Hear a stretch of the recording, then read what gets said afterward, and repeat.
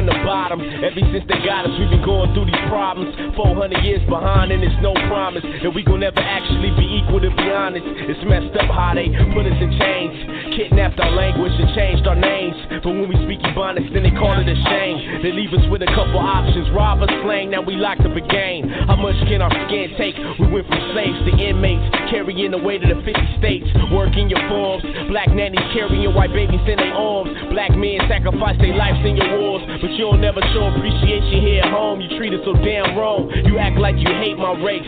The police, they just beat us in the streets like an 808 bass. America, when will you defend my case? You never will, cause your freedom is fake. I'm only living here cause I wanna get paid enough to round up all my family and shake. Get up, get up, get up, get up, get up, get up, get up, get up. They done tore down all the PJs in my barrio. Gang units for worst case scenarios. Might work, still a couple of quirks. Can't call it pancakes cause you pour some syrup. It's a whole lot bigger than a pretty new house, especially when the rodent's still running about. P. Diddy running marathons, raising dough. That's going to the school where the tax money go. Homeland Security, now there's a phenomenon. Pacifying folks by hanging Saddam. Troops still riding, still obliging, still no Bin Laden. Tuned in, waiting for the president's announcement. No 40 acres, take these 40 ounces. We ain't gon' get on the levees. Revolution televised early. Is you ready? Why you wanna treat me so cold, America? I done gave you all that I own, America. Took me from my mama so young, America. Locked me up and gave me your name. Steady being forced to climb instead of have your back as you be done lost your mind. Especially when you done been down for so much time. Getting up don't even really ever cross your mind. You got pawn shop, gun shop, liquor store sign, SWAT team, crack fiends, unemployed line. Stay late, dollar short, trying to buy time. What we do to survive is defined as a life of crime. You can't ball, then you forced to grind. If you fall, then you cross the line. And I've been putting in work from 9 to 5 and 5 to 9. Since phone calls cost a dime. What it made me is one of the relevant, highly intelligent brothers not only dealing with that same drug selling. If I'm a hustler, then what's more American? We all founded on the same thug heritage. Why you wanna treat me so cold, America? I done gave you all that I own, America. Took me from my mama so young, America. Locked me up and gave me your name. America, America, America, you know the black freedom movement, constitution, moral conscience. You know we've been trying to redeem the soul of the nation, even as that nation been trying to render us soulless. But we are our soulful people, the blues people. We've been keeping alive the bloodstained banner of democracy. Thank God for those who came before. We shall never forget them and always move forward with grace and dignity. America, why you wanna treat me so cold, America? I done gave you all that I own, America. Took me from my mama so young, America. Locked me up and gave me your name, America. Why you wanna treat me so cold, America? I done gave you all that I own, America. Took me from my mama so young, America. Locked me up and gave me your name.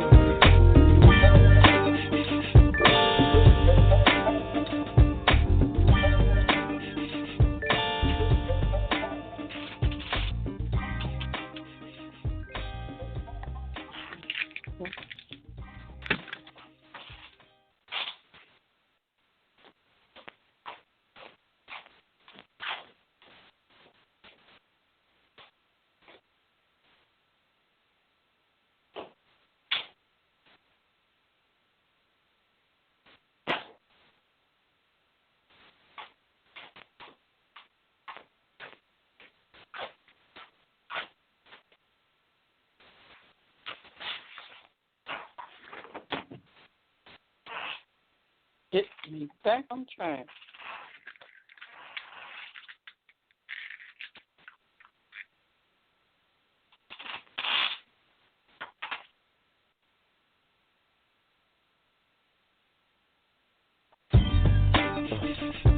Peace to the ancestors. Dr. Cornel West. Yes. Peace to the movement. Yes. We came from the bottom. Ever since they got us, we've been going through these problems. 400 years behind, and it's no promise that we gon' never actually be equal, to be honest. It's messed up how they put us in chains, kidnapped our language and changed our names. But when we speak Ebonics, then they call it a shame. They leave us with a couple options: rob us, slang, now we locked up again. How much can our skin take? We went from slaves to inmates, carrying the weight of the 50 states. Working your forms, black nannies carrying white babies in their arms. Black men sacrifice their lives in your wars, but you don't never show appreciation here at home. You treat us so damn wrong. You act like you hate my race. The police, they just beat us in the streets like an 808 bass. America, when will you defend my case? You never will, cause your freedom is fake. I'm only living here cause I wanna get paid enough to round up on my family and shake. Get up, get up, get up, get up, get up, get up, get up, get up. They done tore down all the PJs in my barrio. Gang units for worst case scenarios. Might work till a couple of quirks. Can't call it pancakes cause you're poor some syrup. It's a whole lot bigger than a pretty new house, especially when the road.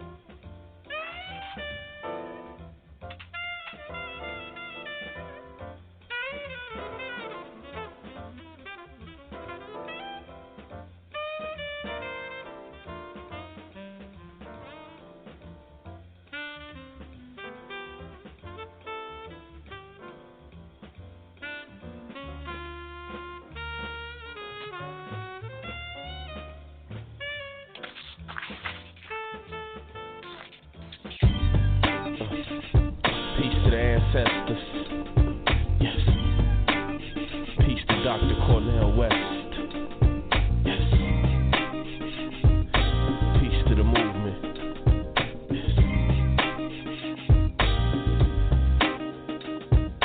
We came from the bottom. Ever since they got us, we've been going through these problems. 400 years behind, and it's no promise that we gon' never actually be equal, to be honest. It's messed up how they put us in chains, kidnapped our language and changed our names. But when we speak Ebonics, then they call it a shame. They leave us with a couple options: rob us, slang, now we locked up again. How much can our skin take? We went from slaves to inmates, carrying the weight of the 50 states. Working your forms, black nannies carrying white babies in their arms. Black men sacrifice their lives in your wars, but you don't never show appreciation here at home. You treat us so damn wrong. You act like you hate my race. The police, they just beat us in the streets like an 808 bass.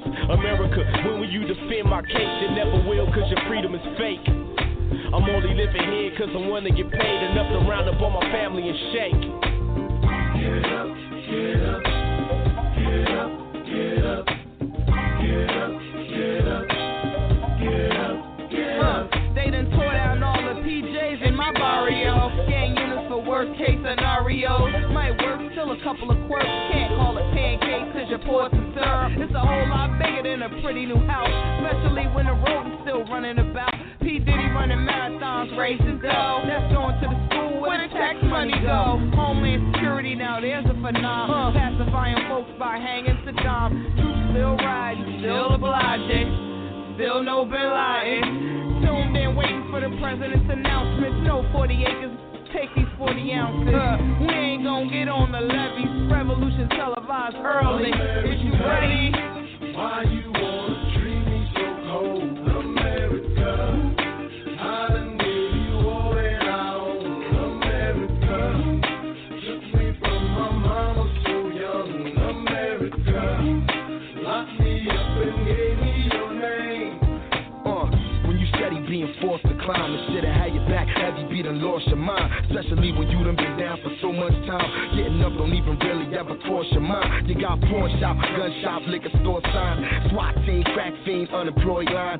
Stay late, dollar short, trying to buy time. What we do to survive is defined as a life of crime. You can't ball, then you force to grind. If you fall, then you cross the line. And I've been putting in work from 9 to 5 and 5 to 9. Since phone calls cost a dime. What it made me is one of the relevant, highly intelligent brothers, not only dealing with that same drug selling.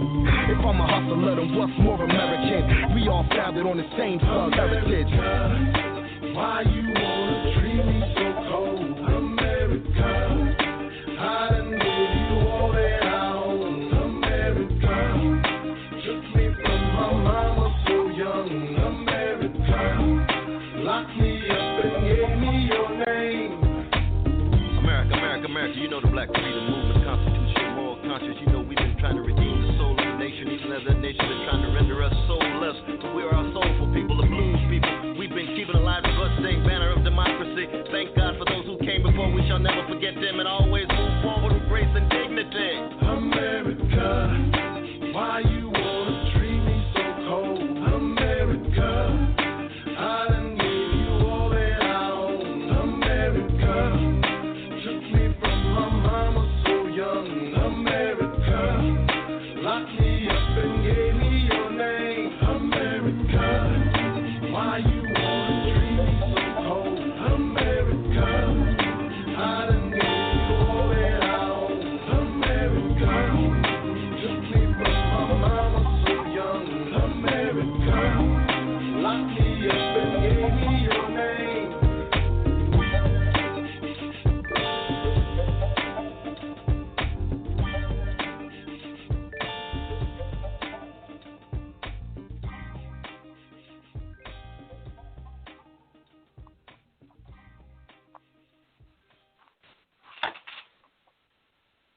Ladies and gentlemen, we appreciate you so very, very much tonight on a powerful show we have for you tonight, ladies and gentlemen. My name is James Cannon, and I'm so excited tonight because, ladies and gentlemen, you've tuned in. And as our host comes to the table, Dr. Mary Lee, y'all, you're going to be excited for what she's going to be bringing to you tonight. I'm excited, ladies and gentlemen, for a whole lot of reasons. Even though we got a lot of stuff going on across the country. We could talk about all of that, ladies and gentlemen. I'm excited because we got a movement going on, and hopefully I'll get a chance to tell you about what we're doing with the Stop the Hating movement. But tonight I've got to bring in a very powerful gentleman from the city of Bakersfield, Dr. Greg Tatum. You're going to love his style as he introduces our host to the show tonight. Dr. Tatum is a powerful, powerful young man down in the city of Bakersfield who is powerfully running for city council there. You got to know this mover and shaker. You got to know this gentleman. He goes all the way back into the civil rights days, but he also walked with powerful people like Tupac. And ladies and gentlemen, it's a pleasure for me to be able to say, Dr. Tatum, I appreciate you as a friend, and I appreciate you tonight, sir. Thank you for coming to the show tonight and co-hosting. And with that, in the event that I may have moved a little prematurely, I'm going to bring powerful, powerful Miss Annetta Bryan to the table. Ew, and please forgive me, the last name, it slipped my mind. I'm so sorry. Forgive me. But bring to the table Miss Annetta, and she will go into bringing in Dr. Tatum, I believe. I appreciate y'all so very much. We were incredible people. We've been through an incredible 400 years, and it's left up to our young people to pick up the baton and take it to the next level. Hopefully they won't pick up the baton and destroy it. Hopefully they won't pick up the baton and drop it. We're expecting them to take it to the next level. Annetta, we appreciate you tonight.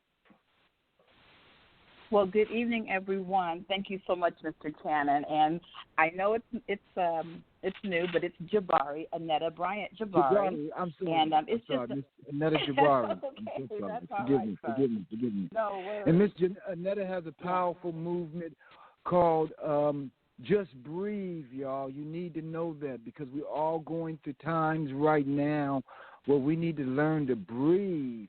And some of us are rushed to hospitals in with professional people, and we don't know how to talk to those people.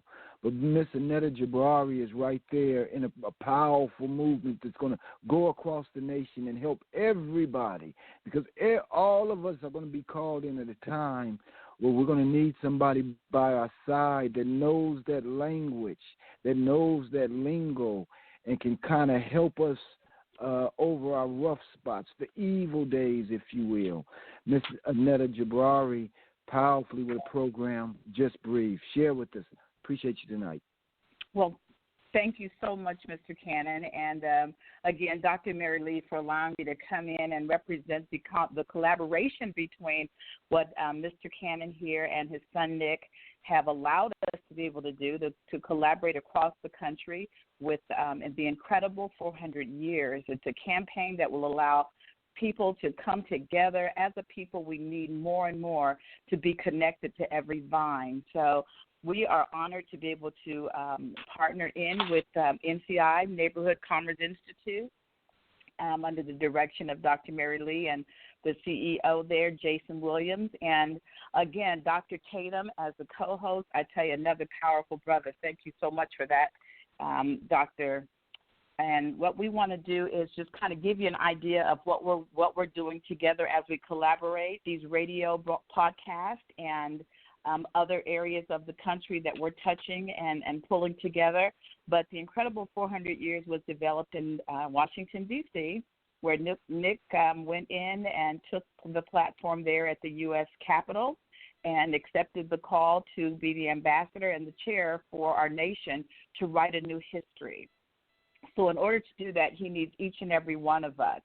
And Mr. Cannon has a slogan that he has used on numerous occasions, and we have it noted as such. None of us are as good as all of us. Together we can do more.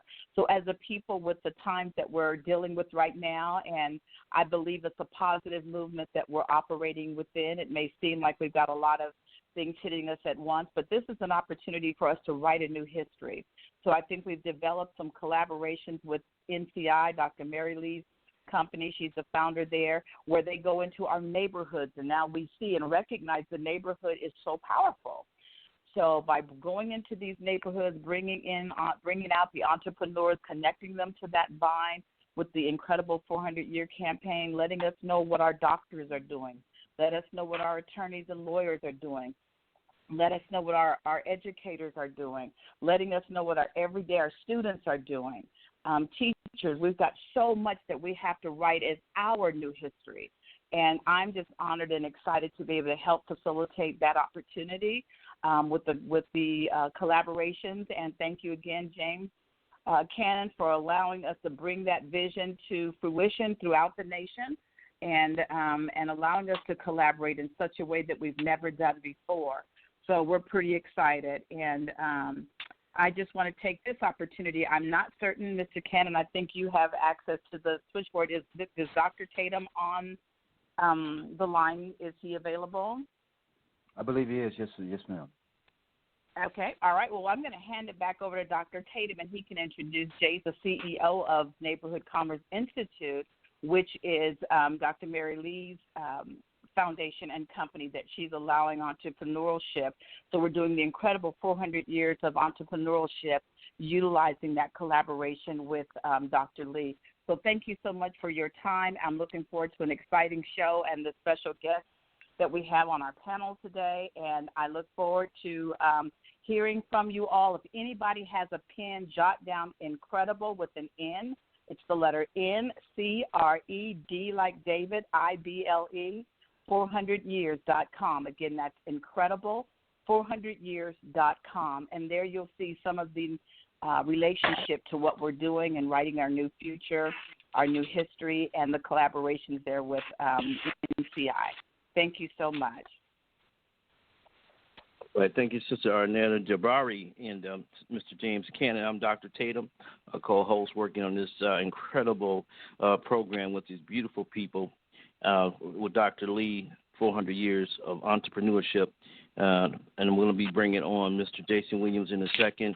We have a great show tonight. We're going to be talking with Orin Checkmate Hudson. He'll be the host guest tonight, so we're going to be looking forward to that. At this time, I want to bring Mr. Jason Williams. He is the collaborative for neighborhood collaborations, and he will be talking to you about that organization, how it's helped many across the United States and is open to help many more. Mr. Jason Williams. Hello, everyone. Thanks for the introduction, Dr. Tatum. Good to see everybody on, Mr. Cannon, Arnetta, Dr. Lee. So we're looking for a great show tonight. As it was mentioned, I'm the CEO of Neighborhood Commerce, where we really want to come in and be hands-on with aspiring entrepreneurs, small businesses, our community, our people who want to get out here and really do business and really set the footprint. And we really want to take back some of these territories and insert ourselves and make sure that we're accounted for when we're doing this business in America. Here at Neighborhood Commerce Institute, the way that we like to do that is we like to take care of your business. We want to make sure that you can actually go out and do work and not be stressed with the everyday things that, the business care of. So we want to take care of your financials, your legalities, your marketing, anything, small things down to your website, the social media. If you want to blow up and go out here and create affiliate programs so you can be out here in, like 12 different states all across America, those are things that we can do for you. But the main focus is making sure that our people are financially secure, and we're making sure that we're passing this wealth on and making sure that we're passing on this information to our youth and those that are interested. So I appreciate Dr. Lee for giving me the opportunity to be her CEO and kind of be on the ground in these different places and connecting the dots, and we're here for you. Throughout this show, if you have any questions that you would like to text, we have a phone number, and that's 984-207-0703. Feel free to text that or press the number 1 anytime during the show, and they'll give us an alert to get you live and let us hear your comment or your question. Without further ado, I want to introduce Dr. Mary Lee, our host for tonight. Thank you so much. I thank all of you for your time. Certainly appreciate you. I want to welcome to all our family and friends who have joined us tonight. I want you all to know how much I appreciate you. I appreciate you, Mr. Cannon, Annetta, Dr. Tatum, Jason, and our behind-the-scenes staff. I working on technology. I certainly do appreciate you all so very, very much. And our special guest tonight, which we'll get to in just a little bit.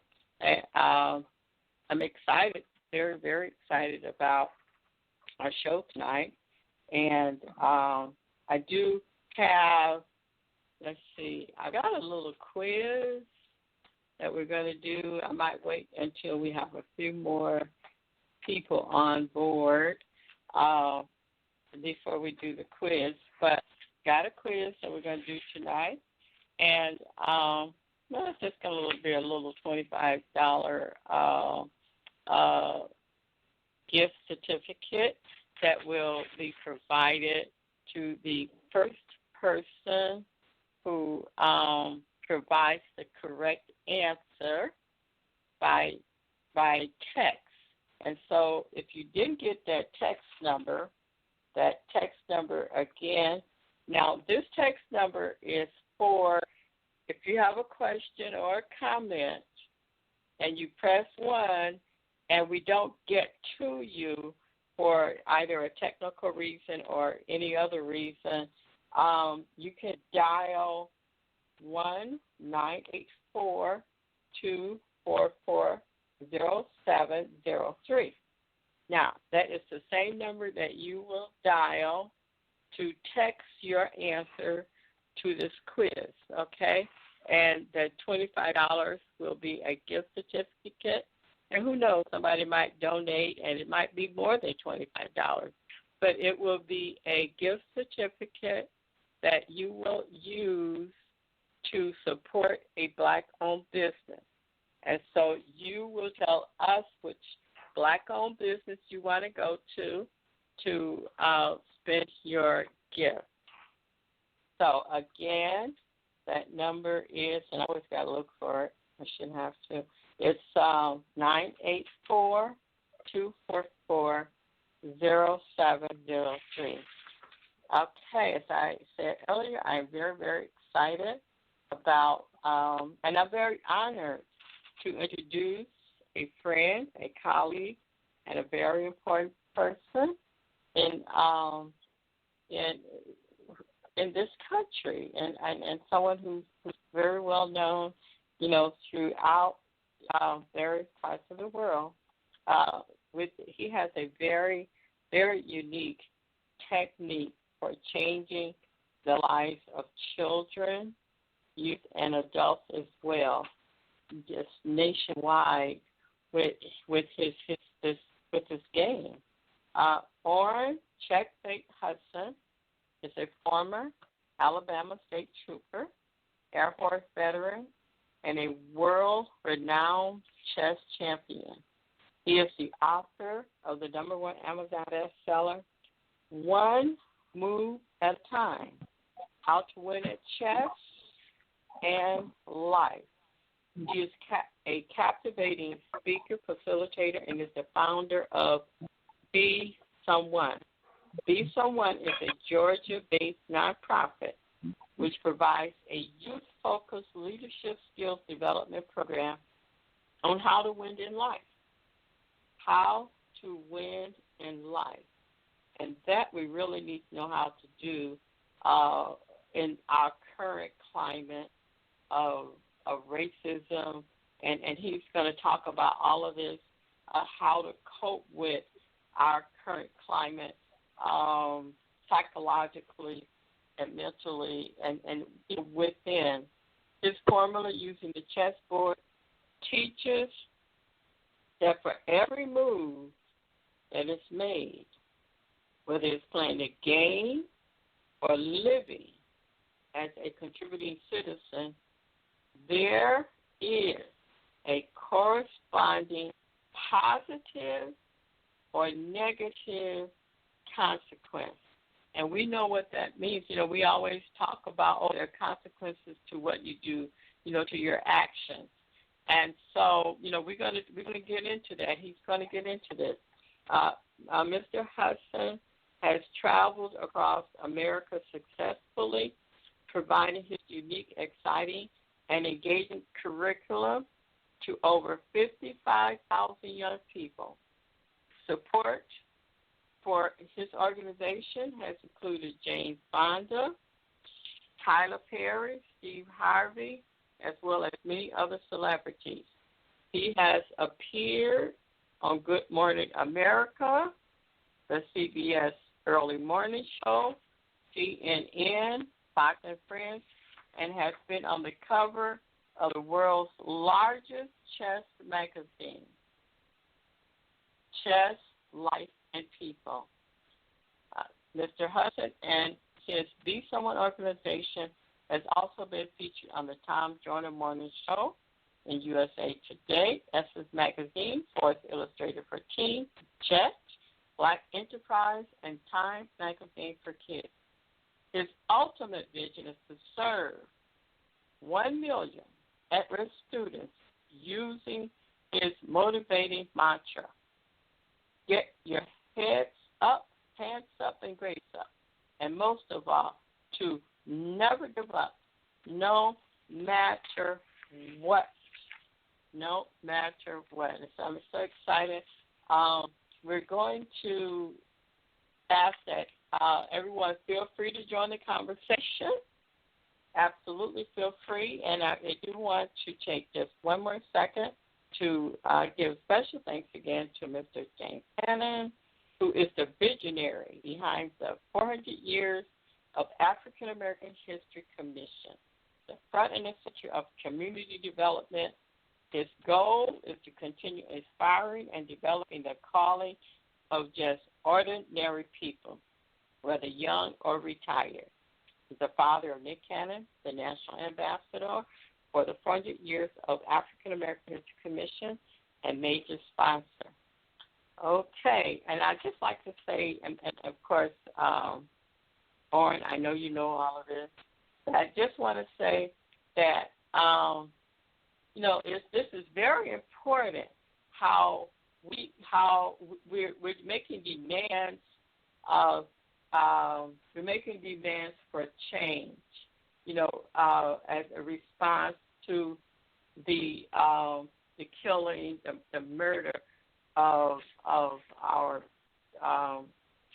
George Floyd, and in making those demands for change, there have been a lot of responses, but as a people, we do need to also, hone in within ourselves to understand, where we fit in.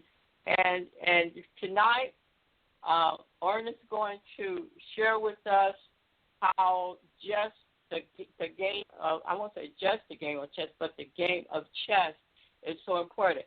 And we're dealing with, the pandemic of COVID-19. Not only that, we're dealing with the pandemic of racism. Racism as a public health, crisis, in my opinion. And it has been declared a community health crisis in a number of cities. And there are lots of changes taking place. So we want to be ready emotionally, physically, mentally, to be able to capitalize or be able to adapt, to work towards and insist, continue to demand, these changes. Now, the game of chess, there are two opinions going here, okay? One that was given to us by the Europeans. I don't believe anything that has come from any European. I'll let you know that right now.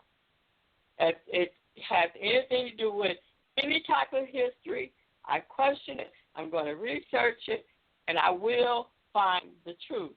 So based on what has been taught, chess started around 601 AD. the 7th century. Okay, by possibly, they say here, likely ancestor of the Eastern strategy game, Chinese chess, everywhere it's pronounced, Korean chess, and Japanese chess. Okay, so they always want to attribute everything to someone else. Okay, they always want to say that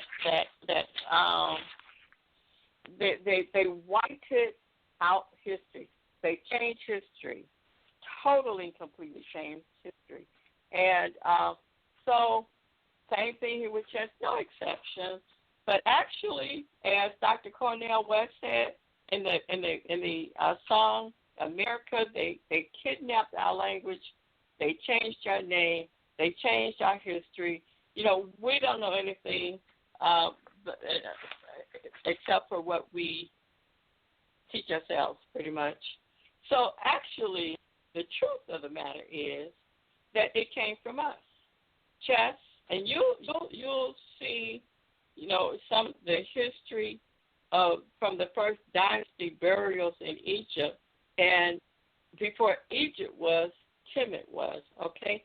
And you'll see, I know you've seen pictures of, paintings in the tomb of Egyptian queens and others with a board game in front of them. This is proof. This is like 1295 to 1255 BC.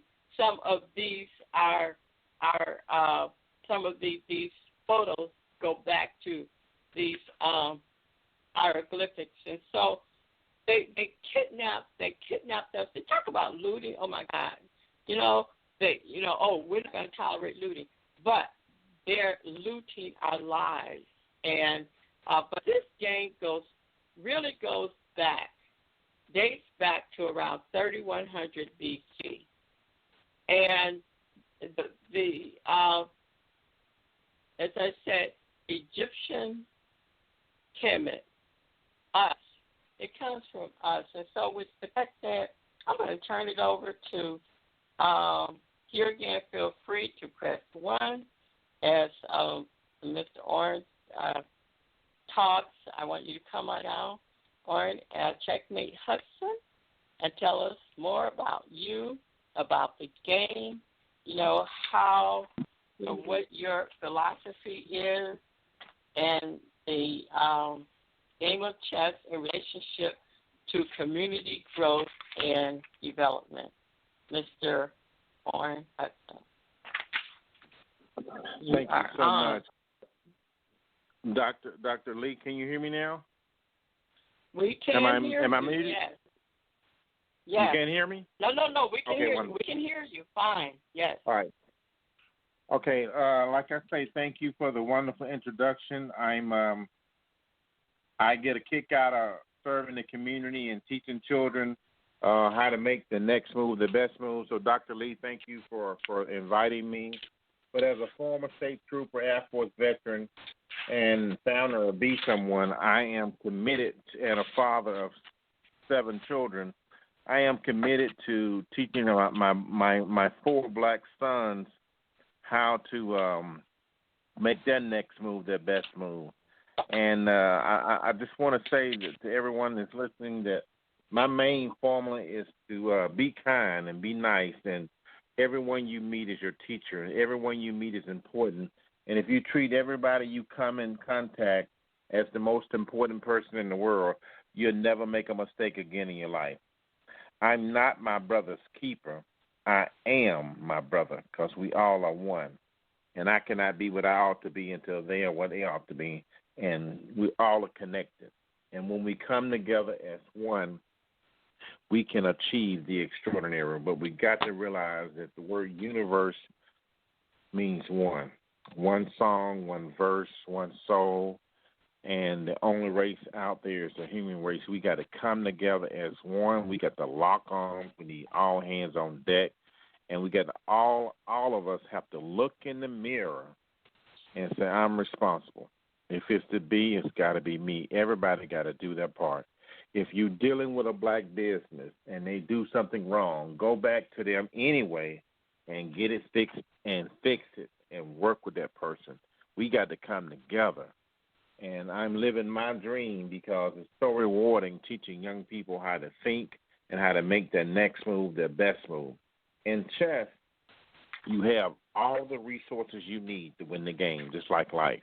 You have your mind, you have your ability, you have your talents, and you have time. But the opposite of wealth is not poor. The opposite of wealth is mismanagement of resources, overlooked resources, undeveloped resources. Poor is just a reflection of how you use your resources. Did you overlook something? Did you mismanage something? Did you underdevelop something? Oftentimes we overlook the resources that we have. We have everything we need to win the game. Don't play the blame game. Play to win. And in chess, it's about recognizing patterns. Pattern recognition is the key to success in all fields. Once you know the pattern, you can plan, you can prepare, you can position, you can predict, you can pace, you can just, there's so many P's that you can do once you get the pattern. You'll have pause, you'll have patience, you'll be able to predict, you'll be able to prepare, you'll be able to see what's going on, but you've got to know that pattern. And the main pattern I want to share with you guys tonight, and it's what I'm all about, is the main pattern you need to learn is that you got to give to get. And here's the formula. Give to give, not to get, because what you give will come back multiplier. There's a song out by the Average White Band called A Love of Your Own. And in the song it says, the sooner you give, the sooner you get to have. The longer it takes, the better you become. So be willing to stay the course, stay with it, keep the faith, do the right thing. If you make the right move, you will get the right results. Some moves you can make, you can't recover from. Some moves you can make, you can recover from. So don't do the first thing that pops in your head. Your first crack could be a whack, and you can't take it back, so think before you act. Let me say that again. Don't do the first thing that pops in your head. Here's why. The first thing that pops in your head is usually a trap. So here's the formula. Don't do the first thing that pops in your head. The first thing that pops in your head, is usually a trap. And so don't do the first thing that pops in your head. You got to think it through. And that's how people fail in life. Because there's cause and effect. You make a move, and there's going to be a cascade of consequences going to come behind. Now, you don't get to determine the consequence once you make the move. So think it through. Don't do the first thing that pops in your head. Your first crack could be a whack, and you can't take it back, so before you act. Because all moves matter. All moves matter. Life is movement. Movement is life. Nothing happens until something moves. If you want to be successful, you got to make good moves. And sometimes you want to be successful, you got to make boss moves. Boss moves is you got to step out on faith. I like what Charles Stanley said. He said, obey God and leave all the consequences to him. To be successful, oftentimes you have to make what we call sacrifices. And sacrifices mean you got to give up something good for something greater later on. You got to step out there. If you're trying to play it safe, you're not going to never be successful because success is a faith walk. The guy said, well, Orrin, I'll do it when I see my way clear. I said, that's not faith. Faith is when you can't see. You got to step out there. You got to make some bold moves. Like I said earlier, nothing takes place until something moves. Movement is life. And you got to make your next move your best move. Like getting around people that can see stuff you can't do, see stuff you can't see. If you're the smartest person on your team, you need to improve your team. You got to get around people who can see things that you can't see. And you got to bounce stuff off of people. surround yourself around people. Be a giver, not a taker, because what you give will come back multiplied. So my main thing that I focus on is the person who outgives the competition will beat the competition. You got to constantly be figuring out, okay, what can I do? How can I serve? How can I serve people more than anyone else? When you serve people or you go above and beyond the call of duty, good things happen. It's not about me. It's about we. And you got to constantly figure out ways how you can serve, how you can treat people, and how you can make your next move your best move. I was playing a doctor not long ago, and in chess, the queen is the most powerful piece on the board. And I'm playing this doctor, and he's real, real good, and he traps my queen. Now, in chess, the queen is the most powerful piece on the board. And even though he trapped, but you don't have to have the queen to win the game. So even though he trapped my queen and took my queen, I kept going. I didn't give up, stay in the game. The biggest mistake you ever can do your entire life is to give up. Even though he trapped my queen, I kept pushing, and I won the game. I won the game without my queen. Teachable moment. Sometimes your strongest, your greatest resources you will lose, but you got to have faith, you got to keep pushing, and you got to stay with it. Why? Because the biggest mistake you ever can do your entire life is to give up. So never give up and stay in the game and work with what you got left. Work with what you got to work. POOR stands for passing over opportunity repeatedly, and oftentimes people pass over opportunities and they give up. They say, well, I lost my queen, I'm going to give up. No, you got to stay with it and figure it out. Stay there until you think your way through. I owe my life to a teacher who taught me when I was in the 9th grade how to play chess.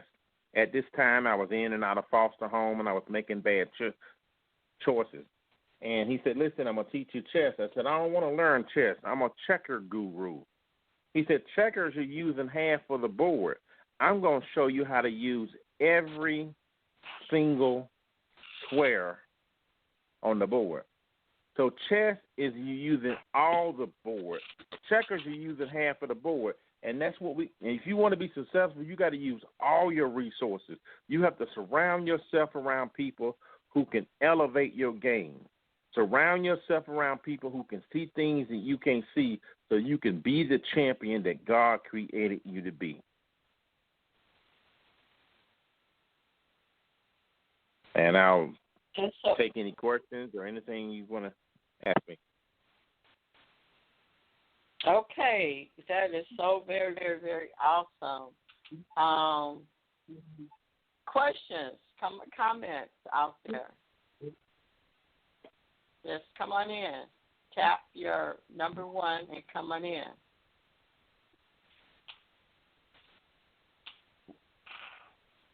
What I'd like to ask is there's so many different demands. I wanted to know in relation to the demands that are being made following the justice in the name of George Floyd. There are a lot of things that are happening, and the different types of demand. Like one of them is how that they're asking for a defunding of the police force, and it's actually happening in some cities, particularly in Minneapolis. The organizers are already building tools for safety without police. Now, Orrin, how do I want to form this? How do we apply? How do we apply, or what would you say would be one of the first moves that we would apply for adapting or being a positive part of this change? Because there's so many people now. Personally, I know that we need to defund the police department because of the multi-millions of dollars that has been put into the militia, the military part of it. So that does our communities absolutely no good. So monies are going into programs. There are some people who are opposed to this move. How do you say we should make this move? Or what? Well, here's my thoughts. Here's my POV, my point of view. We don't need to defund the police department. We need to make sure that we're maximizing the police department and getting the maximum result. Like I said earlier, the opposite of wealth is not poor. The opposite of wealth is mismanagement, overlooked, and underdeveloped resources. Some people you can give, like my mom, you could give my mom $10. My mom could do more with $10 than you could do with $1 million, because that's how she rolled. And I learned this the hard way. My mom called me one day. She said, "Orrin, I have a bag of ties for you." And I said, "Mom, I'm a grown man. I buy my own ties." And I never forget, I went to the Galleria in Birmingham, Alabama to buy me some ties. And I looked at the tie that I liked, and it was $95. And I looked at the tie, and I go, "Well, let me call Mom." I said, "Mom, I'll take those bag of ties." So I told my mom about all that, but when I saw the price of those ties, I was like, okay, I'll take those bag of ties. My mom had 1,000 ties in a bag that she bought at a sale, probably for $10. So that's what I'm saying. My mom was able to work with little. She can do more with little than a lot of people can do a lot. And so I don't think we need to defund the police. The police is important, because if someone break in your house or someone hurt someone of yours, you want them to do it. And here's the thing. Don't get it twisted. There are a lot of good police officers, a lot. I've been stopped by a lot of white officers, and they are nice. So it's only a few bad people in the world, but they move around a lot. And so let's keep the main thing the main thing. Let's focus on the main thing. The main thing is let's put our trust in God. Let's obey all laws. Let's be nice to the police officers to stop us, and God is going to work it all out. You know, no weapon formed against me shall prosper. Just keep the faith, and it don't matter what Pharaoh do. Pharaoh's army was well dressed. Pharaoh's army had plenty of bread. Pharaoh's army had excellent transportation. But it didn't matter. He's not going to be able to outdo what God's going to do. So what we got to do is just keep the faith, trust God, and it's going to be all right. Everything's going to be all right. Okay, questions and comments on that. I mean, I could say a whole lot. I want to hear from you guys out there. Mr. Cannon, I know you've got some thoughts on this.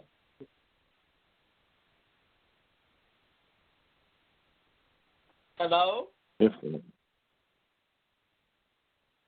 Cannon. Hi, this is Annetta. I don't know if was I next in the line? I know there's several people that are trying to get in. I have a question relative to what you're saying, Orrin. Okay, so I respect, my husband's a retired sheriff also, and my previous relationship in marriage, I was married to a peace officer. I get it, but with that group of horrible mentally challenged officers that do take on the position. We've got our young men specifically. I know it happens across the board, but we're speaking specifically on the African-American young man. Personally, I have sons also, and I know that you're saying be nice, be kind, but it's not necessarily that approach. I think the reform component may appeal more to a person like myself as a mother of sons and grandsons based on the way that it's been approached. So I think I've been pulled over and literally been challenged to almost have to be arrested because I don't know what I've done. So I know respectfully that we've been taught and trained, and I'm a very respectful person. So I'm saying in light of that, I think the question that I was looking for, and I appreciate and respect your change that, I'm just saying on the flip side of that, how do you approach an unreformed police department that will still take the higher position of the badge and use that in a negative way, which they have in so many areas, I believe, based on what was stimulated 400 years ago plus when slavery was, introduced in this country. So I would like to see what your thought is. I'm playing that chess game with you.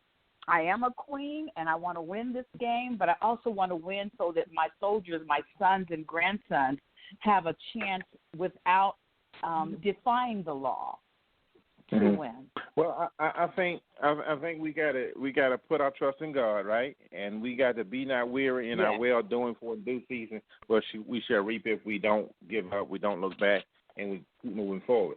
So the main thing is, yes, you're gonna have a few bad officers. Let's say I get stopped by a bad officer, and I'm just gonna be extremely nice. Now, believe it or not, if you're nice, you can turn a bad cop into a good cop.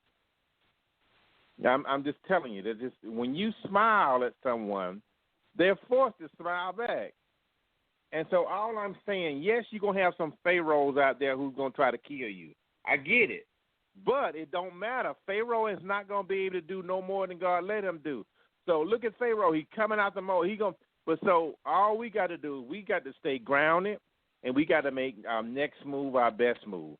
We can't fight the police, and we can't, we just got to comply with.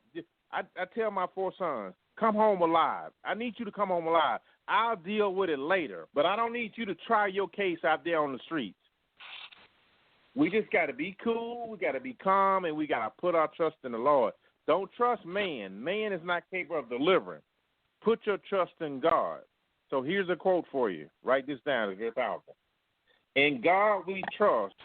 All others must be polygraphed, vetted, and constantly placed under surveillance. In God we trust. Man or woman is not capable of delivering. Yeah, you're gonna have a few bad apples, but we got to stay in the Word.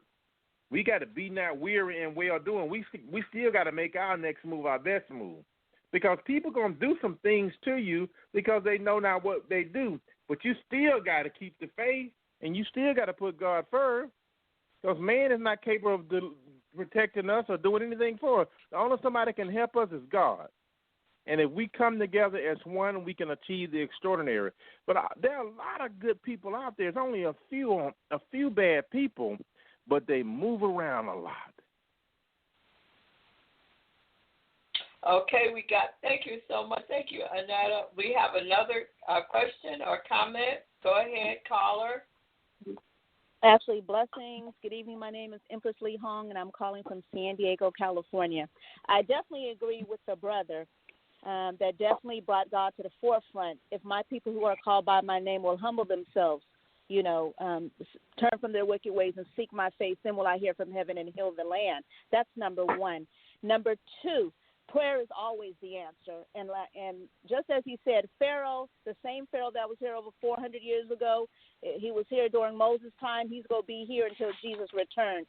Racism is a heart issue. It's always the matter of the heart. So until the heart changes, Congress can enact any kind of law they want. But until the heart changes, you're going to always have racism, hatred, and evil. But even in the face of hatred, we've got to keep God at the forefront. And like the brother said, there's a lot. It's always the few rotten ones, that makes it hard for the good ones. And let me just end with this. Let me just put this on you guys' mind, for you to digest, swallow, and regurgitate. If black lives really matter, those 18 black men that died in Chicago, I believe it's either in a week or a month time, there should have been trolls of black folks marching in the streets in Chicago, because we kill each other at alarming rates all day, every day, over foolishness and nonsense. We do that. So if we keep killing each other and don't care about each other's own blood, why should they? Why should they? So we've got to get our villages in order. And then let me say this. Sisters, village mothers and daughters, can you stop tearing down the village fathers and sons? Please, please. It's bad enough that they have to deal with everything out there and come home and got to deal with the mouth of a black woman. So we've got to learn to uphold the black men, the black sons and black brothers, and show them that, no, we value our men. Just like y'all value yours, we value ours. I appreciate it. God bless. Keep God first. Thank you. And Thank that's you why so much. I said, I appreciate it. Dr. Lee, that's why I said, if you dealing with a black business and they do you wrong, go back to them and say, listen, you did me wrong, but you know what? We gonna work this thing out. Let's help each other. Let's come together. Come together. Let's come together as one. And I like what she said. It's 18, 19 people killed in Chicago. Ain't nobody said a word. Come on now. If Black lives really matter, let's step our game up. Let's love on each other. Find a black business, go to them, buy something from them, and do not ask for a discount.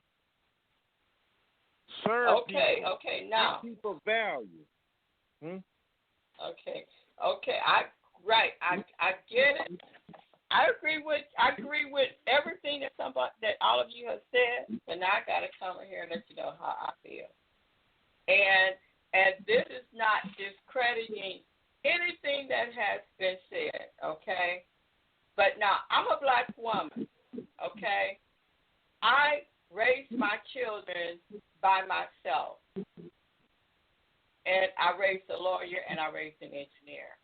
Here I am with adult children. I live by myself. Do you think one time that I will call the police department? No. For an emergency. Do I feel comfortable calling the police department? Do I believe in God? Yes, I do. I do believe in God 100,000%. But I do believe that God gave us a brain. Now, and I'm not trying to listen. Don't take none of y'all take this the wrong way. I'm just telling you my perspective and what I truly believe. Now, as a black woman, we look at history. Our black men have been damned from the ship coming over here. Okay, the black woman has had to bear the consequences. I mean, we had to watch our men be beat, stripped of their manhood, raped. I'm talking about history now. I'm talking about history. Raped. Our men and our black nation has been brainwashed. Our language was taken away from us. Okay? So that's why we speak Ebonics. They call it Ebonics today, okay? Because, first of all, there are certain words that I can't even say because it's not my native tongue in the first place. My tongue was taken away from me. And, yes, we are to believe in God and trust God, but what kind of God going to let us be raped? Okay? When you have a full confidence and trust in God and praying, and listen, hey, I've been a Christian, a devout Christian, for more than 50 years.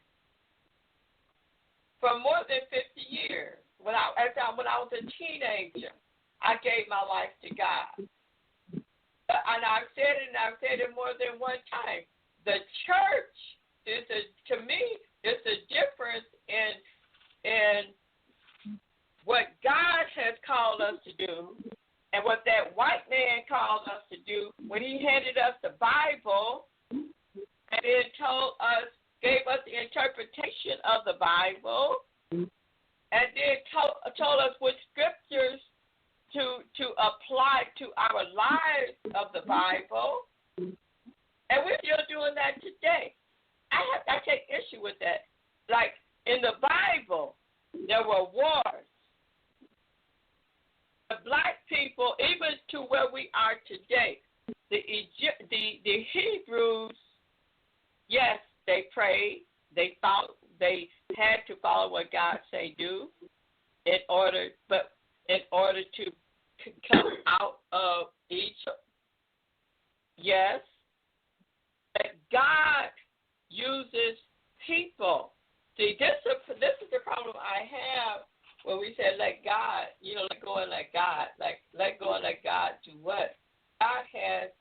He told us. He gave us dominion over the earth. He gave us dominion. He gave us power. He gave us authority. And then he said, okay, are you going to let the strong man come in and destroy your house? You're going to let the strong man, you're going to let another man come in and destroy, strong arm your house, kill your wife and your kids. That's what's technically going on. Then we talk about the crime that's going on in our community, in our black community. You know what? They're the ones who brought the drugs in. They brought the drugs. They brought the weapons. They dropped off weapons, just like during the protest. They were bringing bricks, piling up bricks. Peaceful protesters to go to the protest, go to the march or whatever, and bricks all piled up. And then how many of them have been arrested for the violence? Yeah, I agree. Yeah, we got too much black-on-black crime. But who did it? Who created it? It's not like it came from us. Everything that we're dealing with, everything we're going with came from them, from this racist society. So therefore, I do believe, and not only that, the police was created, was organized, was structured to chase and capture slaves. Okay, that's what I'm going to say right now. I think we got some more callers. And let's see. Okay, let's see. What do we got any callers, Jason? We got any questions out there? Hello? No comments right now at this second. Oh, okay, no comments. I think Dr. Cannon wanted to Dr. Cannon, come on in, Dr. Cannon.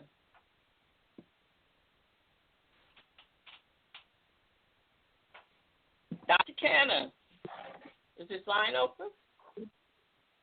Yeah, he's open. Well, while we're waiting, I appreciate you. Can you hear me? Yeah, can you hear we me? can hear you. Yes, we Beautiful. can. Listen, y'all, I appreciate this. This is outstanding conversation. You know, I've got a connection with my brother. He's got 4 sons, and I've got 5 sons, which is extremely valuable at this time.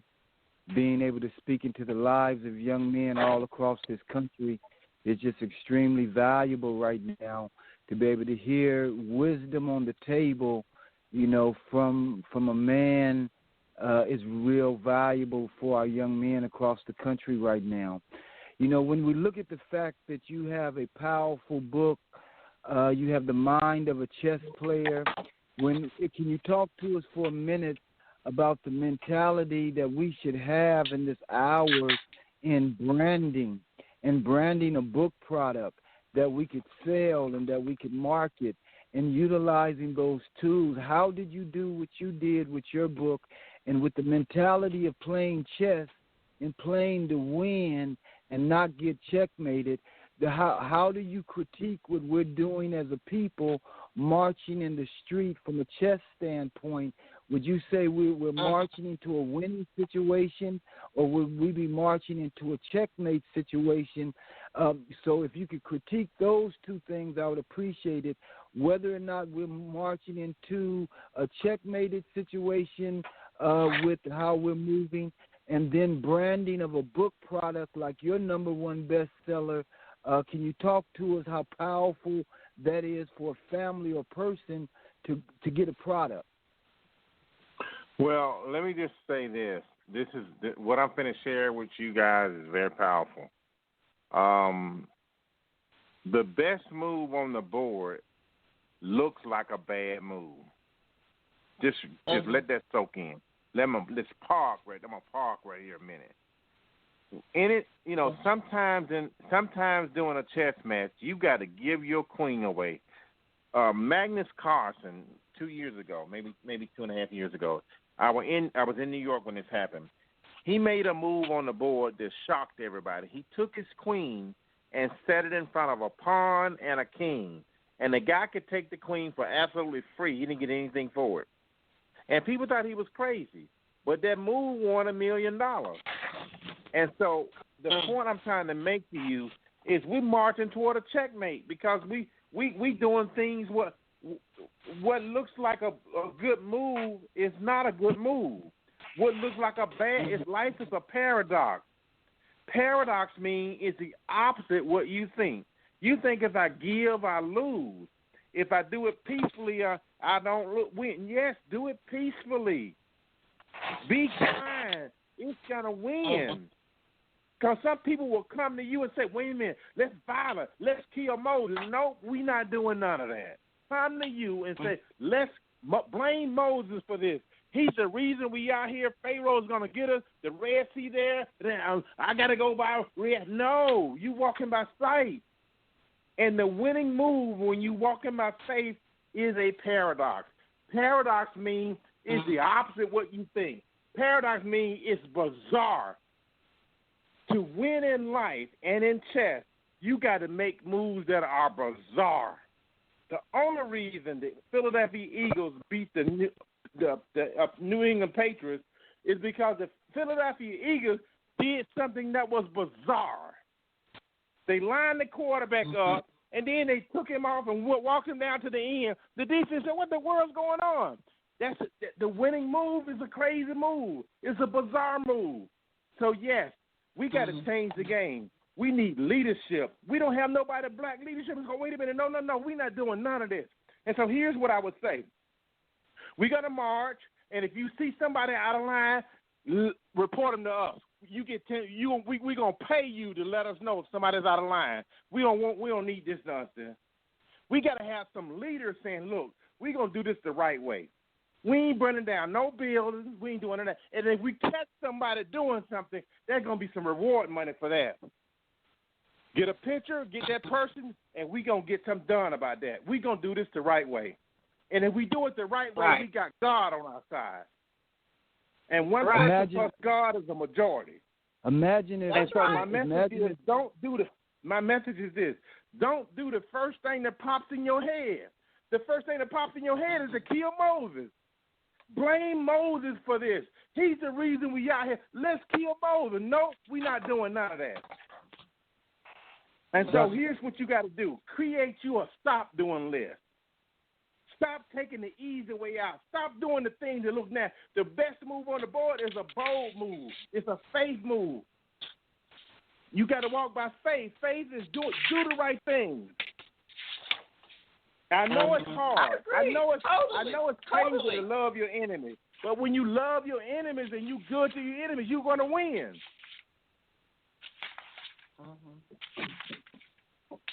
No, I totally agree. Go ahead. Right. Now, this is Jason, so I just wanted to chime in, and I'm getting what you're saying, and I'm understanding the chess moves. So we're at a space to where we're doing things like looking at reform, looking at changing these policies, looking at amending certain laws. But at the base of America is a book of law that goes against everything that we stand for as black people. We weren't considered when the Constitution was written.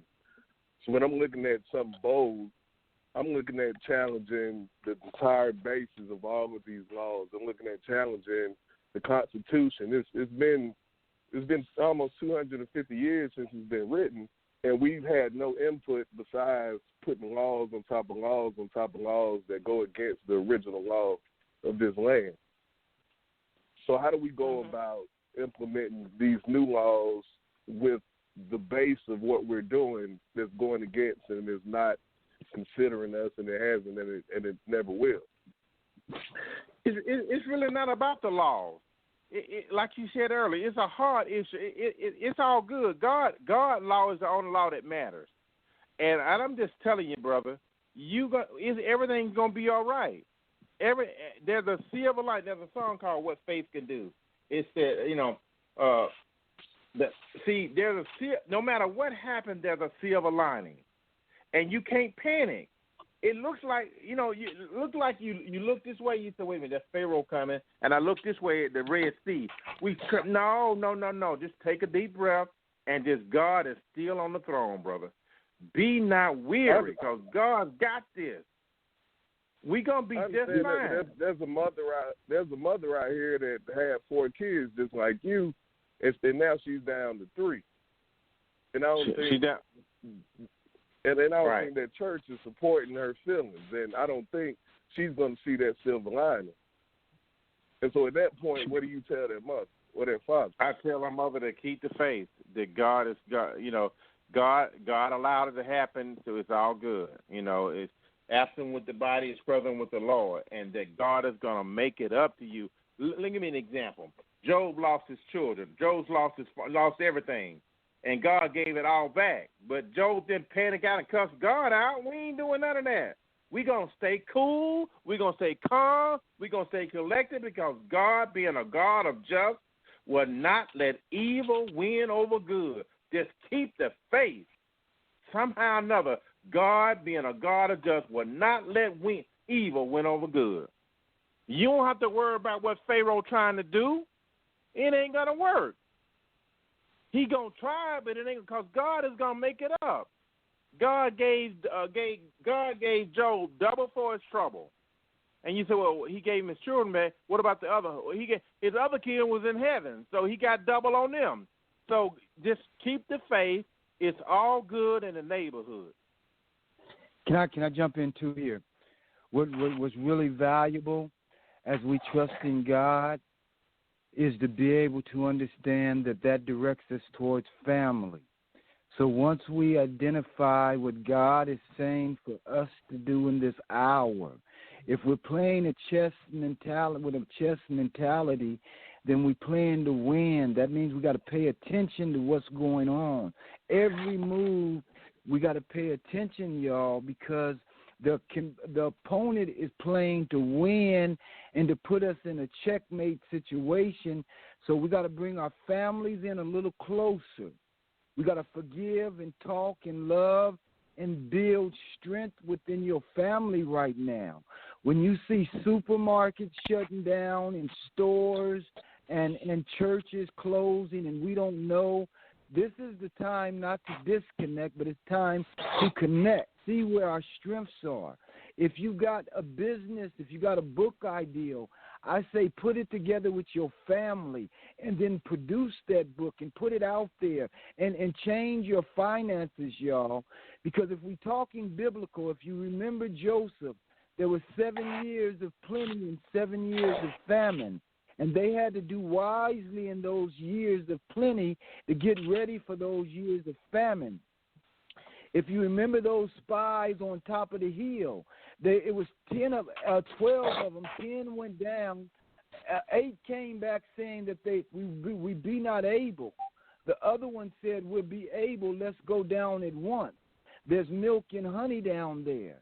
So in this hour, y'all, this is the greatest transfer of wealth in history that's going on right now while we're fighting in the streets. They're changing the economics of our money based on the blockchain. And we've got to be paying attention and make sure our family's paying attention, because if you invest wrong with the little bit that you got right now, if you don't put your pennies and your nickels and your dimes and your dollars together with your family, y'all, what they say is waste makes want. So if you waste what you got right now, the end result is that you're going to end up wanting. This is the time to be wise. This is the time to pull your resources together, to love on your family, y'all, and build together. That's the hour. Write a book together. Sir, you said your book is a bestseller. What do you think about us people writing a book in this hour? Right. Yeah, I love it. I mean, teamwork makes the dream work. It's a lot of things that we can do together, and I'm willing to share things with people, but here's the key. If you serve people and you go out of your way, you're going to win in the end, and that's the bottom line. Absolutely. It's a paradox. It looks crazy to do some things, but it's all about going above and beyond the call of duty, writing.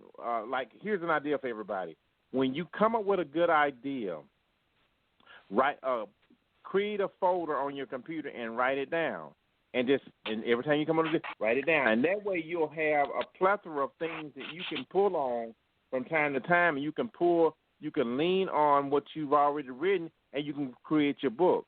I created a book by going above and beyond the call of duty, and it took me 20 years to put it together, but I put this idea down, and then I put all together. Next thing you know, I've been invited by Disney to do some work for the Queen of Cartway, the movie. Next thing you know, Tom Joyner called. Next thing you know, I've got a call from Steve Harvey. You're going to get these calls once you add value. The key to success is give the person who outgives the competition beats the competition.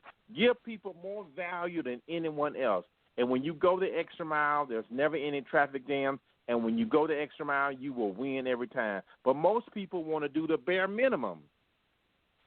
When someone hire me to do something, I do so much, they go, oh, my God, we going to call you back. I'm going to always get called back because I'm going to do 100 times more than anybody else. And that's how we got to win. You win the game by serving people. I've trained over 75,000 children. I've done more free events than anybody on the planet. I take pride in giving back and serving other people. Why? Because when they win, I win, and it's not over until they win. Oh. Yeah, I totally agree with the giving. That's one thing that I've always done was giving way more than whatever was paid for. But God does reward. Look, what you sow, you're definitely going to reap. And I'm truly a witness of that.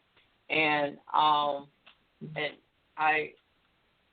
do believe in everything that you said and everything that everyone said. But I still believe.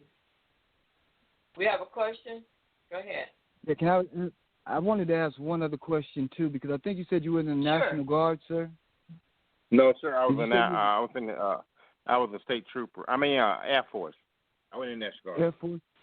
Beautiful. My question then is, if you were just speaking to young men and explaining honor, duty, and country, explaining to them honor, duty, and country and what that means in a time where we're confused about the flag, we're confused about the national anthem, but still understanding honor, duty, and country, what does that mean, sir? I mean loving your neighbor as yourself. Treat everyone like it's you, and you'll never make a mistake in your life. I was a state trooper that had the blue light, the badge, the bulletproof vest. I stopped a white guy that was running real fast, and I gave him a discount so that the judge would not lock him up. Because the judge, if you go at a certain speed over, the judge want to see you. She want your car impounded and all that. I had mercy on the guy and fixed it where he can just mail the payment in. He said, you know what? He said, Officer Hudson, I used to hate black people, but not anymore. I said, what made the difference? He said, the way you treated me. So be the change you want to see. Create so much value for people that they have a different paradigm and go, you know what? Wow, if you want to do honor, you want duty, you got to start with your neighbor.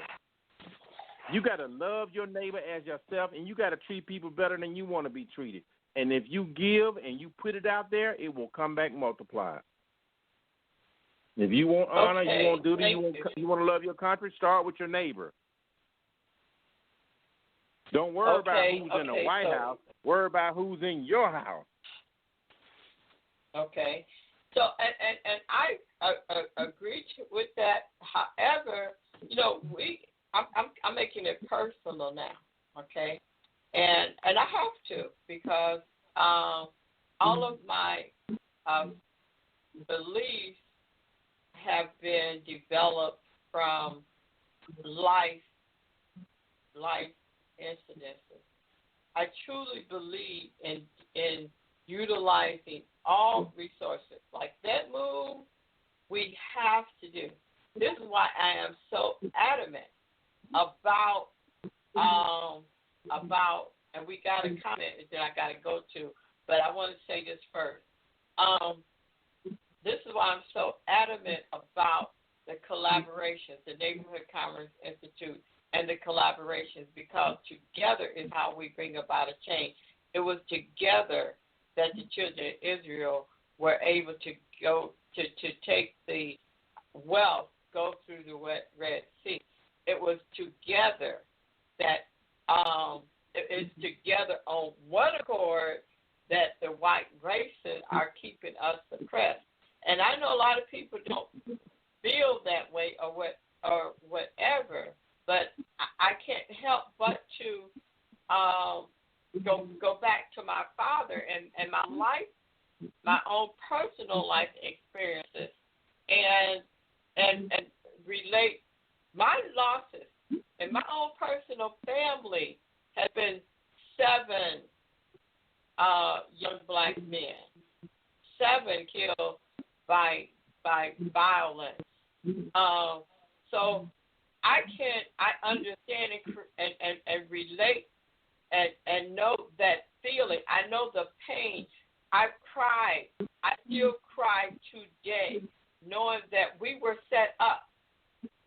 So, see, I believe in the Bible. I believe that after them 400 years, God gonna come in and do something. And I do believe that God is doing something right now. But there are still things that we also have to do. God work through people. God isn't going to walk down through here and now miraculously, yes, sometimes it does happen. Supernaturally, as they call it, yes, it sometimes does happen. And I know that for a fact that it's happened. I've even experienced supernatural intervention in my family. But I do believe that God gave us a brain. He created us the same as He created the universe. Individually, our anatomy mirrors the universe, which is a system. And then He created us in His image, spiritually. And then He gave us dominion. And then He gave us, we are the kingdom. We're supposed to be like kingdom leaders right now. But I do not believe that it is based on the interpretation of various different scriptures, like obey those who have rule over you. Do you know how many women that got raped over obey those who have rule over you? Do you know how many men have been raped by that? Turn your cheek. Hey, what is the interpretation of that? So, and how many people have been beat? I take issue because I have a son. I have grandsons. I have nephews. I have nephews who are in their grade today. I know the pain. Just thinking about it, some days, I weep, cry myself to sleep. I hurt, I pain.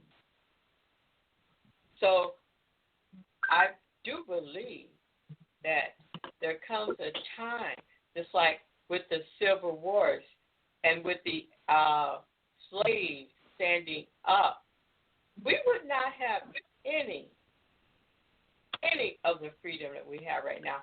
Racism is still alive and well. We would not have any of the freedoms that we think that we have. We've got no freedom, really, that we think that we have if it weren't for the slaves who decided, I'd rather die than to continue this way. I'd rather die. I'd rather take a chance and take my wife and my kids and run through these woods with swamps, alligators, than to see another one of my loved ones, babies, infants, 2, 3, 4 months old, being fed to an alligator for bait. I feel that that's what's happening to us right now. I believe that, yes, we are supposed to utilize all of our resources as human beings and stand up. I've been in board rooms with these white people in 500 Fortune 500 companies, and you guys have heard me say this more than once, where they pretended like I didn't exist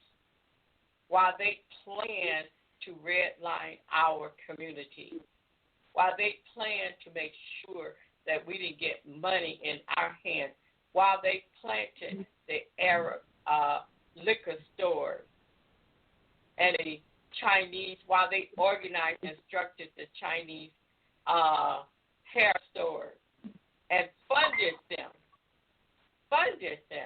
And right now, even today, we got this PPP, the payroll protection plan through the stimulus, and they're not giving the black people no money. What are we supposed to do? Just, we just got to leave it to God? No, we do have to do something. So neighborhood commerce is about doing something. It's about demanding our damn money. That's what it's about.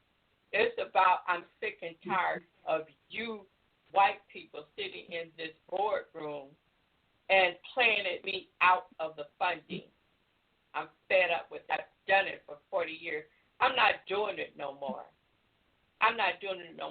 But as a people, we do have to come together of one accord and make it happen.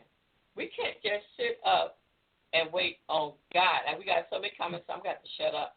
But anyway, here's one here that she said, or he, I don't know who.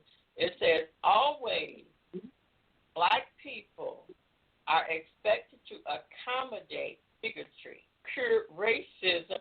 We're supposed to magically rise above it instead of stripping it bare and calling out its practitioners and enablers. Just as foundational as racism itself is, the corrosive belief that the burden of its eradication lays on the weary shoulders of those directly maligned by it. Whatever is thrown at us, black people are charged with having guts enough not to fight back, to rise above it, regardless of the emotional and psychological cost. And definitely, it is a psychological cost, an emotional cost.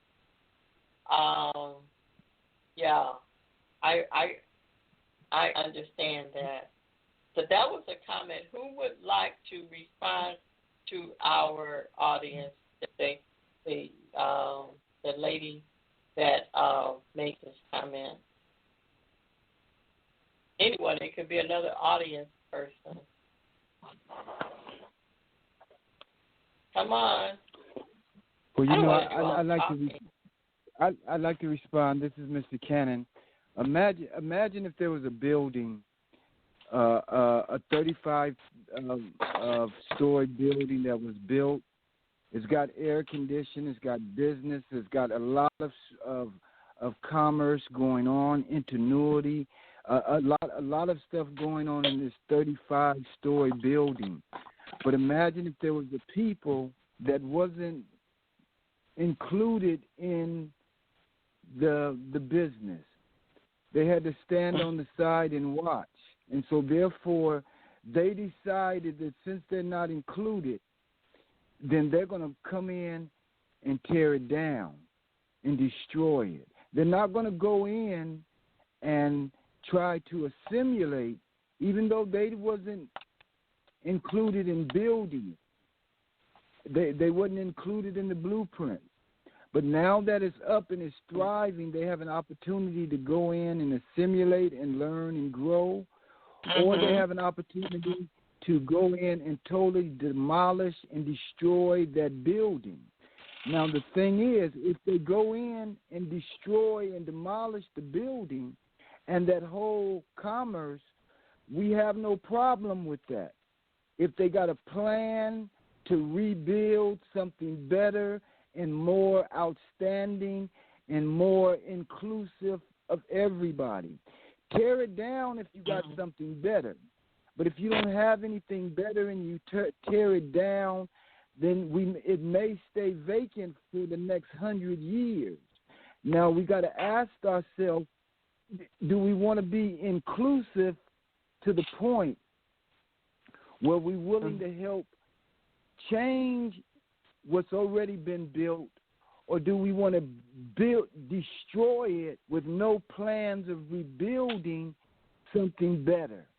And so in playing chess here, if from a chess standpoint, a chess mind, since we have a chess master, if we tear it down say, and destroy it and don't have a plan to rebuild something better with air condition, with all the beauties and all the niceties of what was already built, we might find ourselves in a checkmate that will put us worse condition than we are in now because we had no plan to rebuild when we destroyed.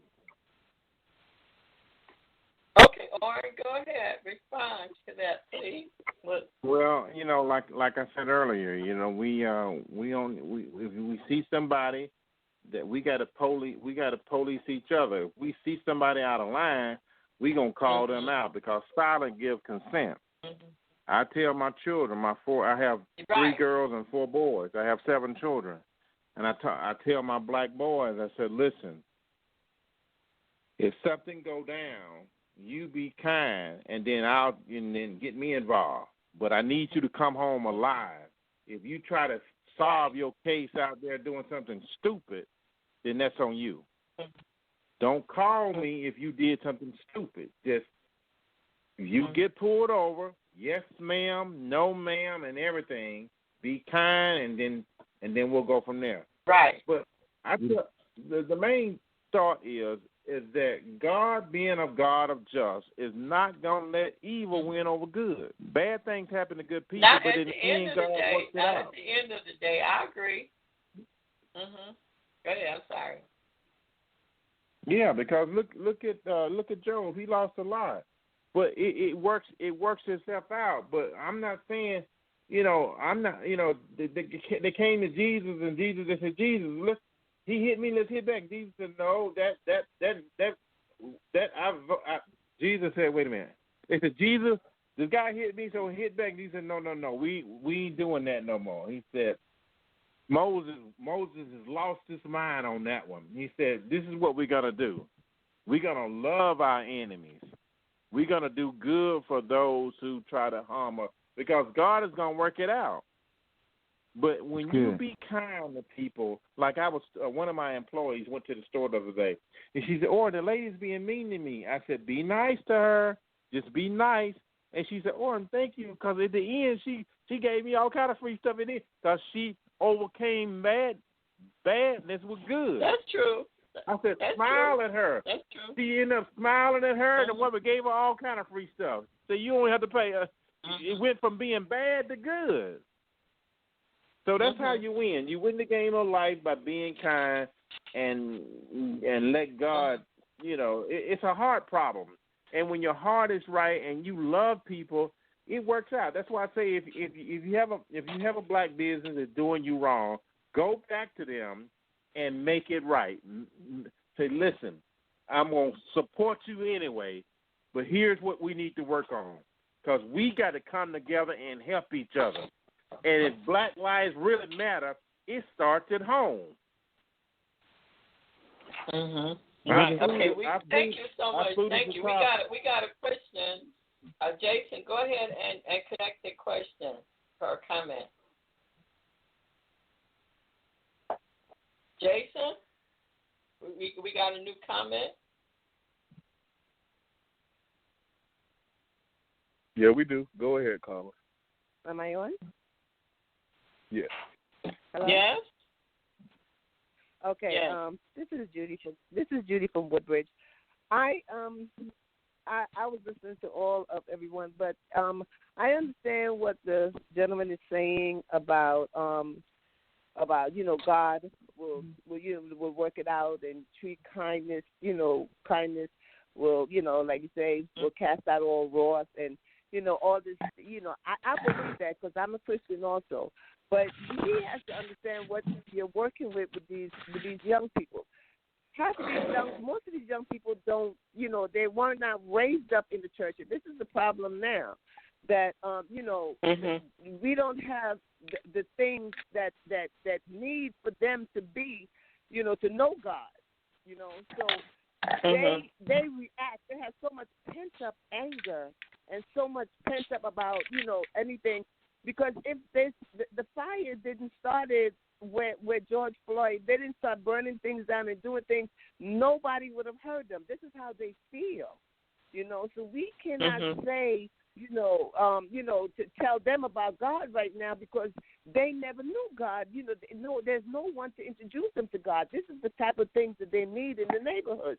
They need to find out, and there's parents that probably did not know God. So this is all that they know. You see what I'm saying? So they are not where he is right now. It takes time for people to get where he is. You know what I'm saying? Because he said he has 7 children, and they are, of course, you are teaching them about God. But how about these other young men and women out here that's not being taught about God? All they know is, this is how I know how to express myself.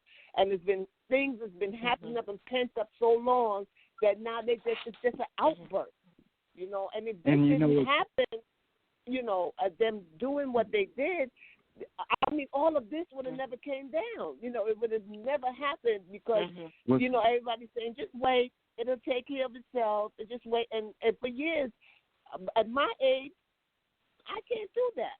I can't get out there and protest away like that. I mean, I probably can, but I'm just saying, I trust in God. So I pray for them now. I pray for the protesters that everything, would work out right. But, like God said, faith without works, is dead. You know what I'm Dr. saying? Lee, So I listened to what Miss Mary said, where she said, that people are just getting tired of all of this stuff that's going on, and they are just rebellious, on it. And we cannot. Wow, maybe they should do this and maybe they should do that because they're not where we are right now.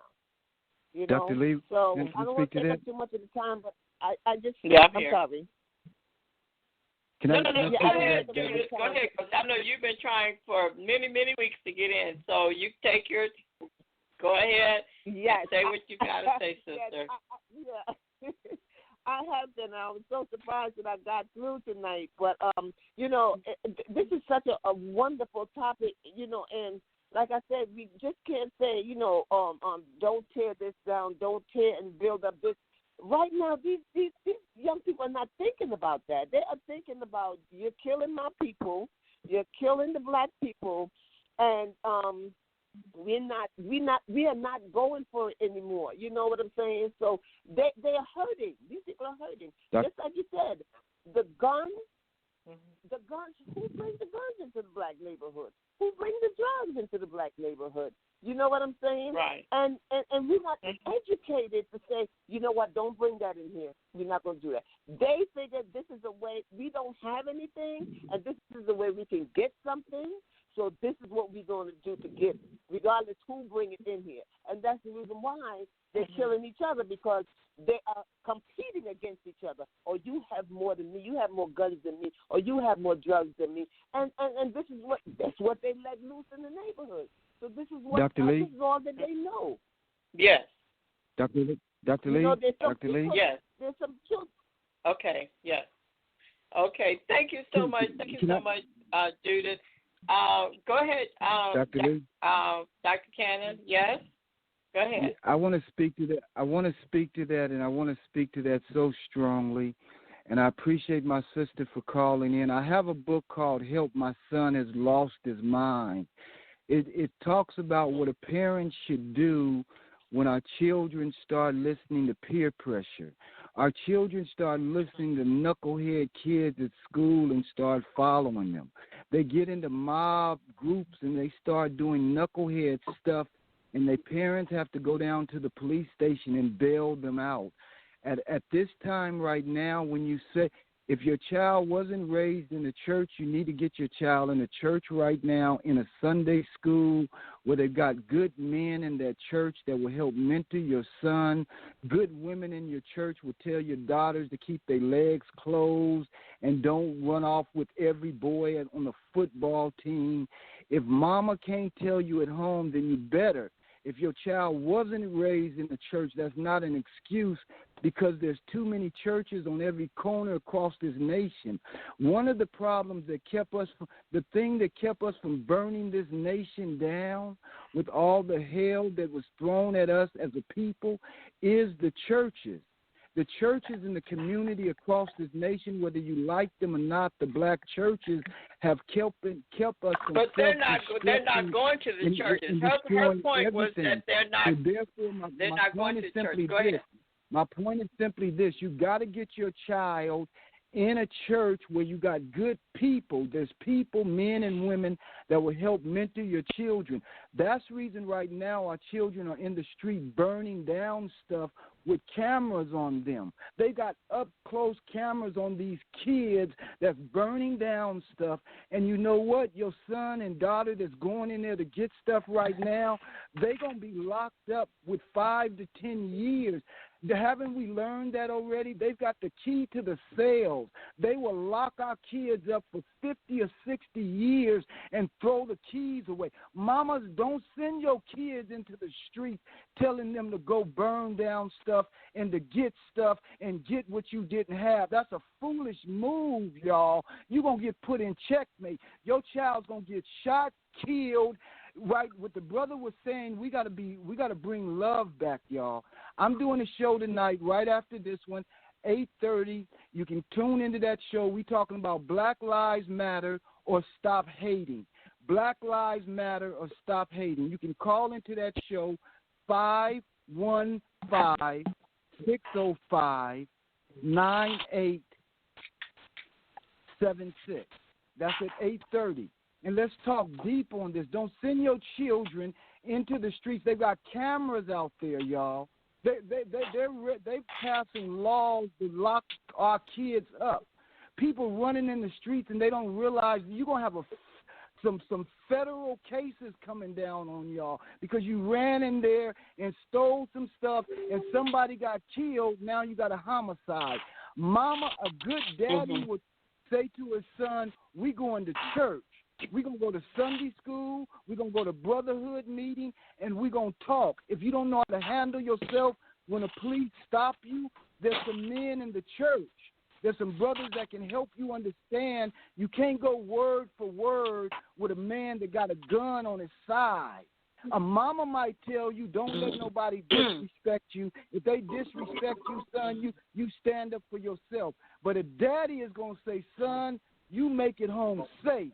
Keep your mouth quiet. You have the right to remain silent. Keep your mouth quiet and make it home safe. Don't fight out there on the street." Yeah. I appreciate you calling to the show tonight.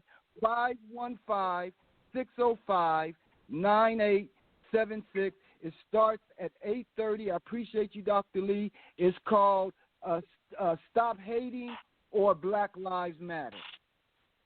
Okay, thank you so very much, Mr. Cannon. We've got some more callers in the audience. Jason, will you go ahead and turn them on? Open up their lines, please, for the next question or comment. I know we've got like a bunch of them. That caller. Yeah, okay, do we have any others? Not right now. Okay, so I got a text in question. Let me get to it. Okay. Okay, this is a long one. If God is behind our plans, okay, everybody listen. Orrin, Dr. Tatum, I heard a word from you. Where you at? Dr. Tatum. I'm here. Are you there? Yeah, okay. I'm just trying to make sure you're still here. Annetta, you still here? Annetta? I'm still here, Dr. Lee. Yes, I'm still with you, yeah. Okay, I want you guys to listen to this comment or question, or I don't know if it's very long, so please listen. I know Orrin is here. Okay, so I love you all so much. I appreciate you guys so much. Everyone who knows me know how I am. So anyway, and that nothing is personal.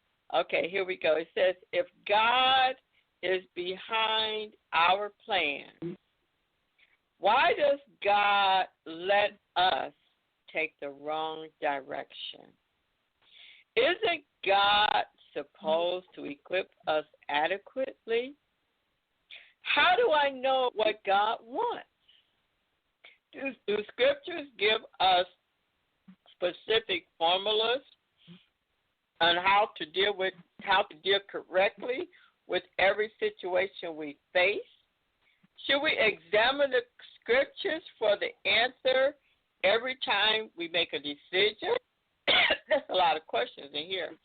How many times we find someone like or love that person, get married, develop a distaste for that person over time, and get divorced? I did that, but actually I would never love. But anyway, why didn't God tell me the truth about them the first day we met?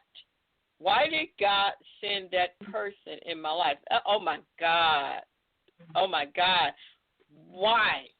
I asked that question. Like, okay, why? Maybe God has nothing to do with our decision-making. Things that just happen by chance. And that's really what I believe happened in my situation. Or if God has planned our entire decision-making, created our blueprints, and we have no power to change anything, why should we even care? If this is the case, if we make bad decisions, we should simply blame God and hold God accountable. Okay, that makes a lot of sense to me. Okay. That was long. We have like 15. Let's see how many minutes we got left. We got 16 minutes. I still got to give you the quiz so we can figure out who our winner is. Okay, who's going to chime in on that one? Well, let me just say this. That the best move. Can you hear me? I can hear you, but I don't know what happened to my stuff. I can hear you. Yeah. What I was saying, the best move on the board looks like a bad move.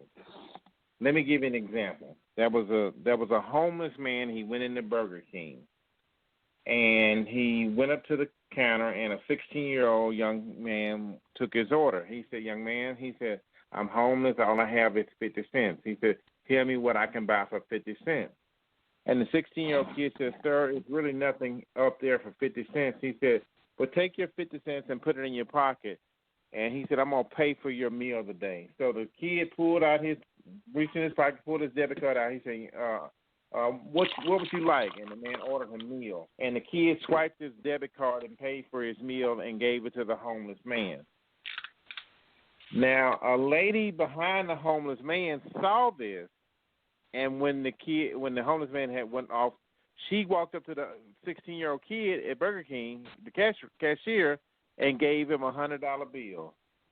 That's how life is.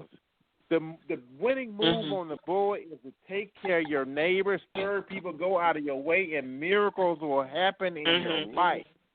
And God give us free will, but we don't make the right move because we greed and it's about us.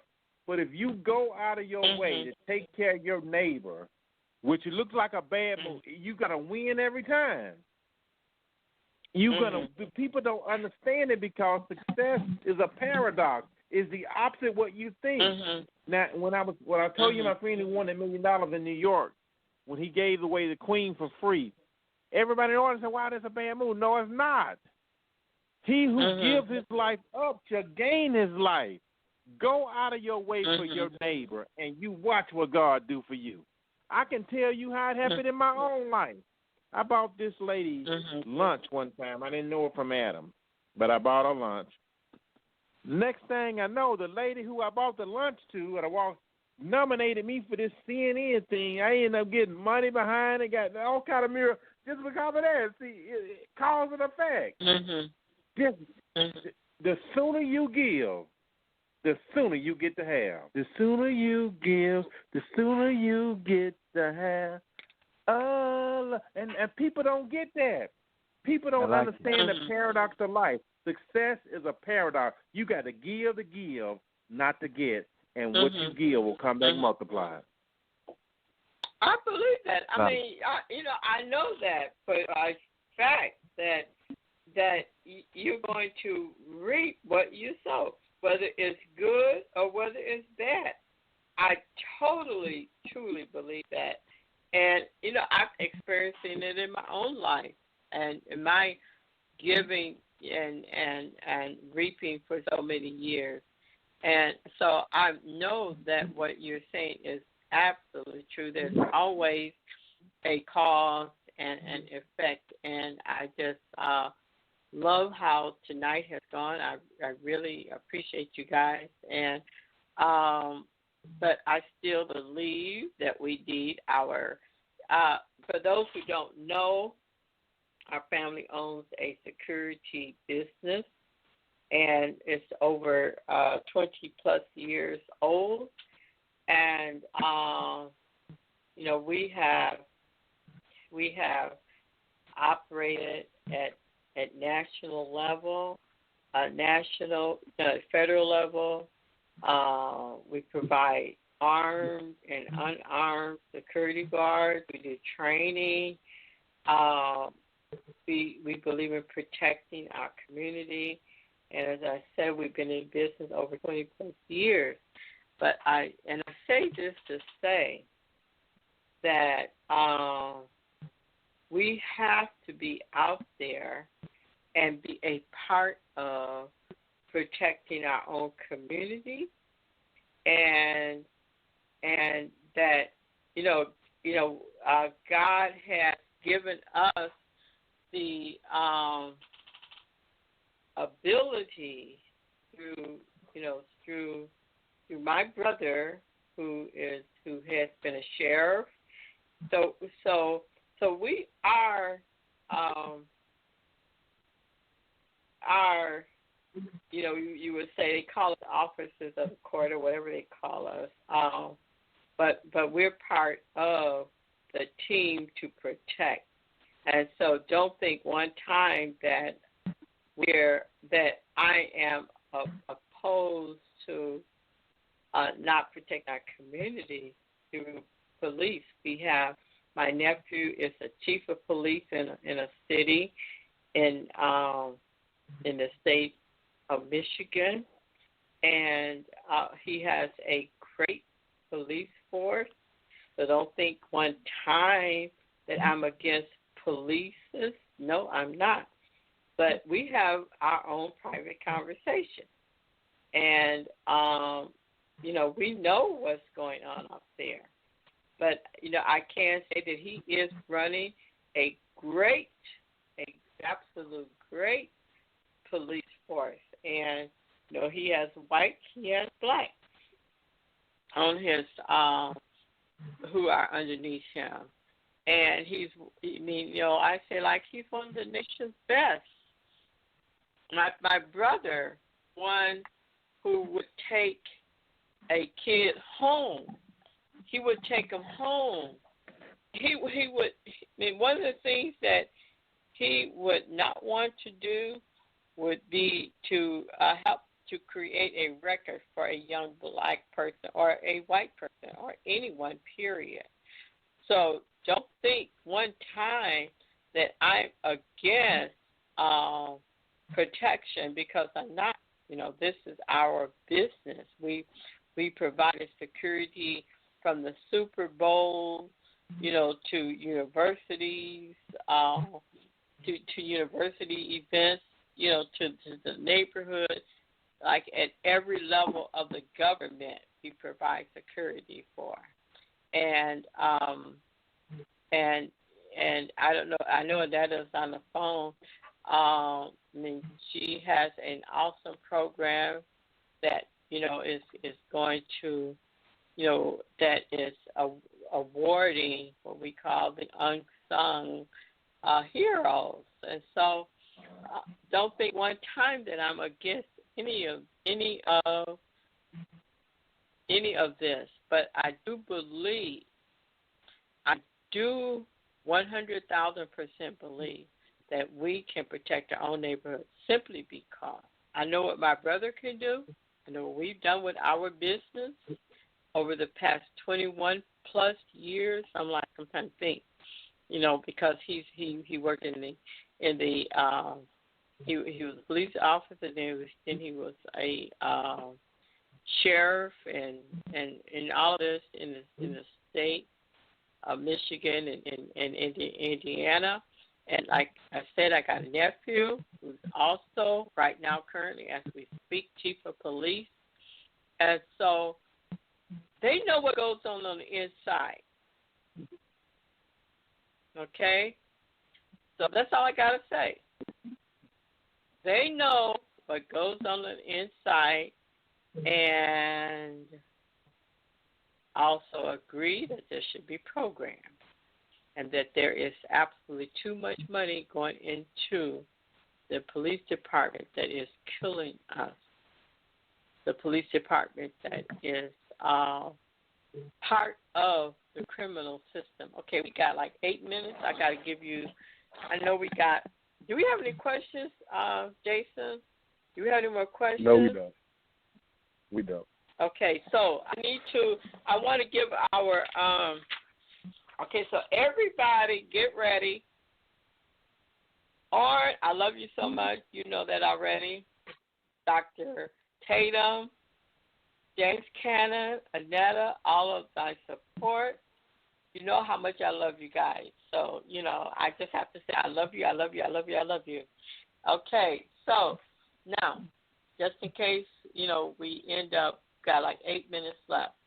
So everybody get ready to dial 984-244-0703. See, right now it's at $25. I don't know what people are going to give tonight, okay? But this is the question. You guys remember that game? It was a TV game. I used to love to watch it, with a real so-and-so, please stand up, okay? So this is kind of what it's based on. So the question is, let me give you the phone number again. Get ready.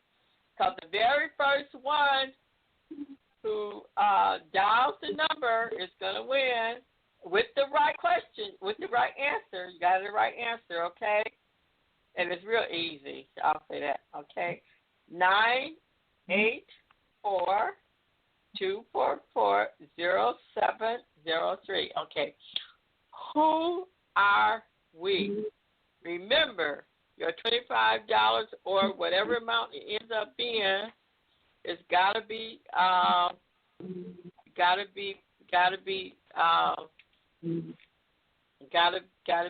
shopped at a black business. Okay.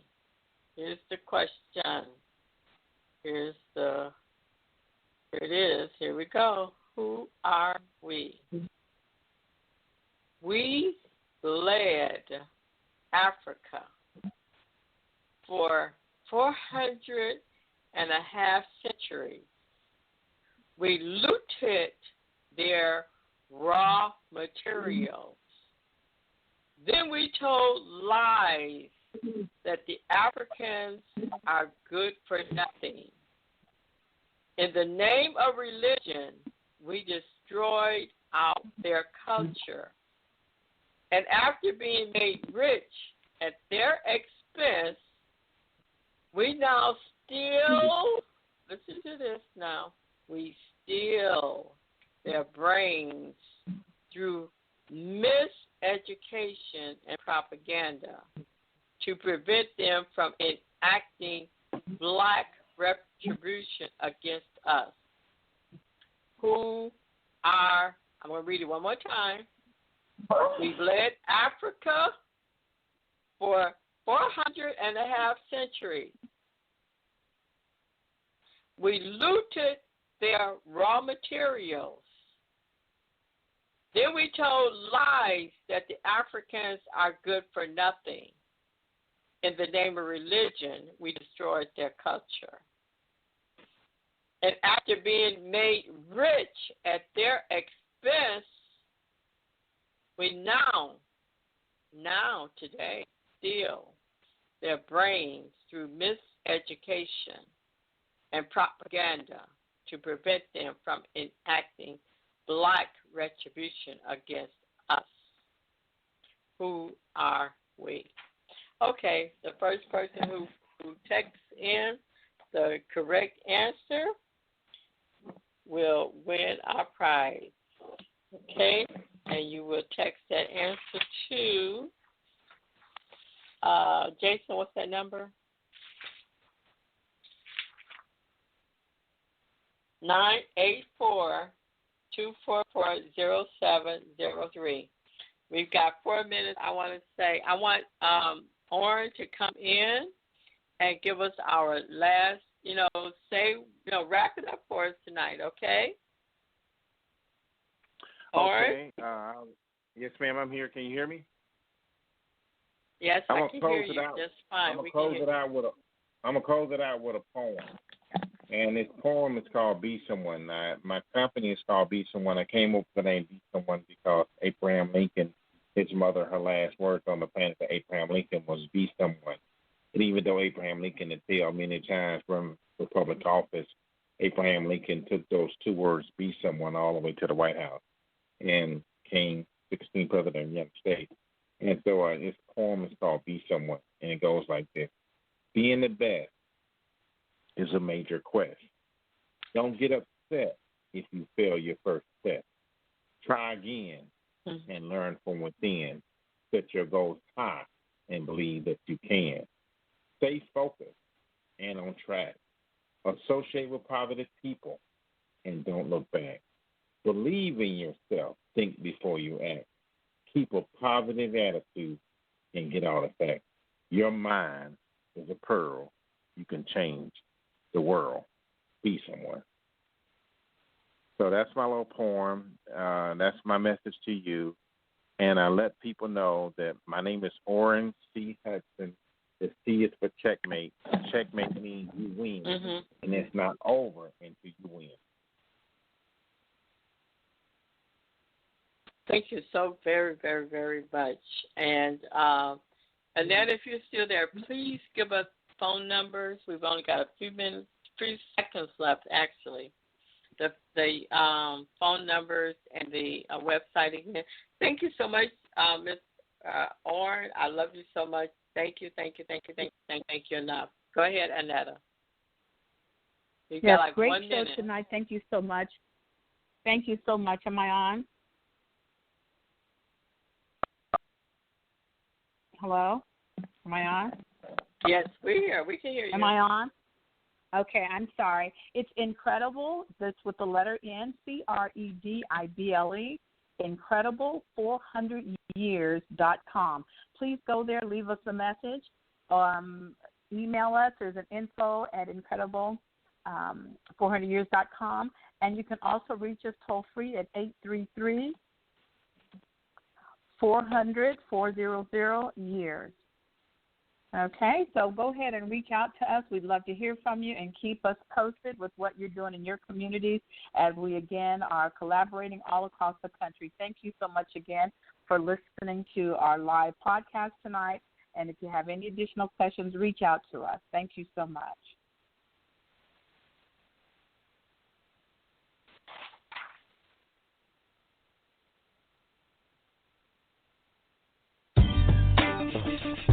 Peace to the ancestors.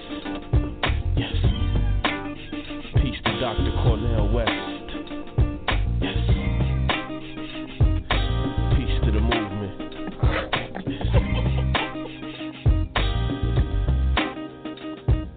We came from the bottom. Ever since they got us, we've been going through these problems. 400 years behind and it's no promise. And we gon' never actually be equal, to be honest. It's messed up how they put us in chains. Kidnapped our language and changed our names. But when we speak Ebonics, then they call it a shame. They leave us with a couple options. Rob us, slang, now we locked up again. How much can our skin take? We went from slaves to inmates, carrying the weight of the 50 states. Working your farms, black nannies carrying white babies in their arms. Black men sacrifice their lives in your wars. But you don't never show appreciation here at home. You treat us so damn wrong. You act like you hate my race. The police, they just beat us in the streets like an 808 bass. America, when will you defend my case? You never will, cause your freedom is fake. I'm only living here cause I wanna get paid enough to round up on my family and shake. Get up, get up, get up, get up, get up, get up, get up, get up. They done tore down all the PJs in my barrio. Gang units for worst case scenarios. Might work till a couple of quirks. Can't call it pancakes cause you're poor some syrup. It's a whole lot bigger than a pretty new house. Especially when the rodent's still running about. P. Diddy running marathons, racing dough. That's going to the school where the tax money go. Homeland security now, there's a phenomenon. Pacifying folks by hanging Saddam. Troops still riding, still obliging. Still no Bin Laden. Tuned in, waiting for the president's announcements. No 40 acres, take these 40 ounces. We ain't gonna get on the levees. Revolution televised early. Is you ready? Why you wanna treat me so cold, America? I done gave you all that I own, America. Took me from my mama so young, America. Locked me up and gave me your name. Steady being forced to climb instead of have your back, have you be done lost your mind. Especially when you done been down for so much time. Getting up don't even really ever cross your mind. You got pawn shop, gun shop, liquor store sign, SWAT team, crack fiends, unemployed line. Stay late, dollar short, trying to buy time. What we do to survive is defined as a life of crime. You can't ball, then you forced to grind. If you fall, then you cross the line. And I've been putting in work from 9 to 5 and 5 to 9. Since phone calls cost a dime. What it made me is one of the relevant, highly intelligent brothers not only dealing with that same drug selling. If I'm a hustler, then what's more American? We all founded on the same thug heritage. Why you wanna treat me so cold, America? I done gave you all that I own, America. Took me from my mama so young, America. Locked me up and gave me your name. America, America, America, you know the black freedom movement, constitution, moral conscience. You know we've been trying to redeem the soul of the nation, even as that nation been trying to render us soulless. So we are our soulful people of blues,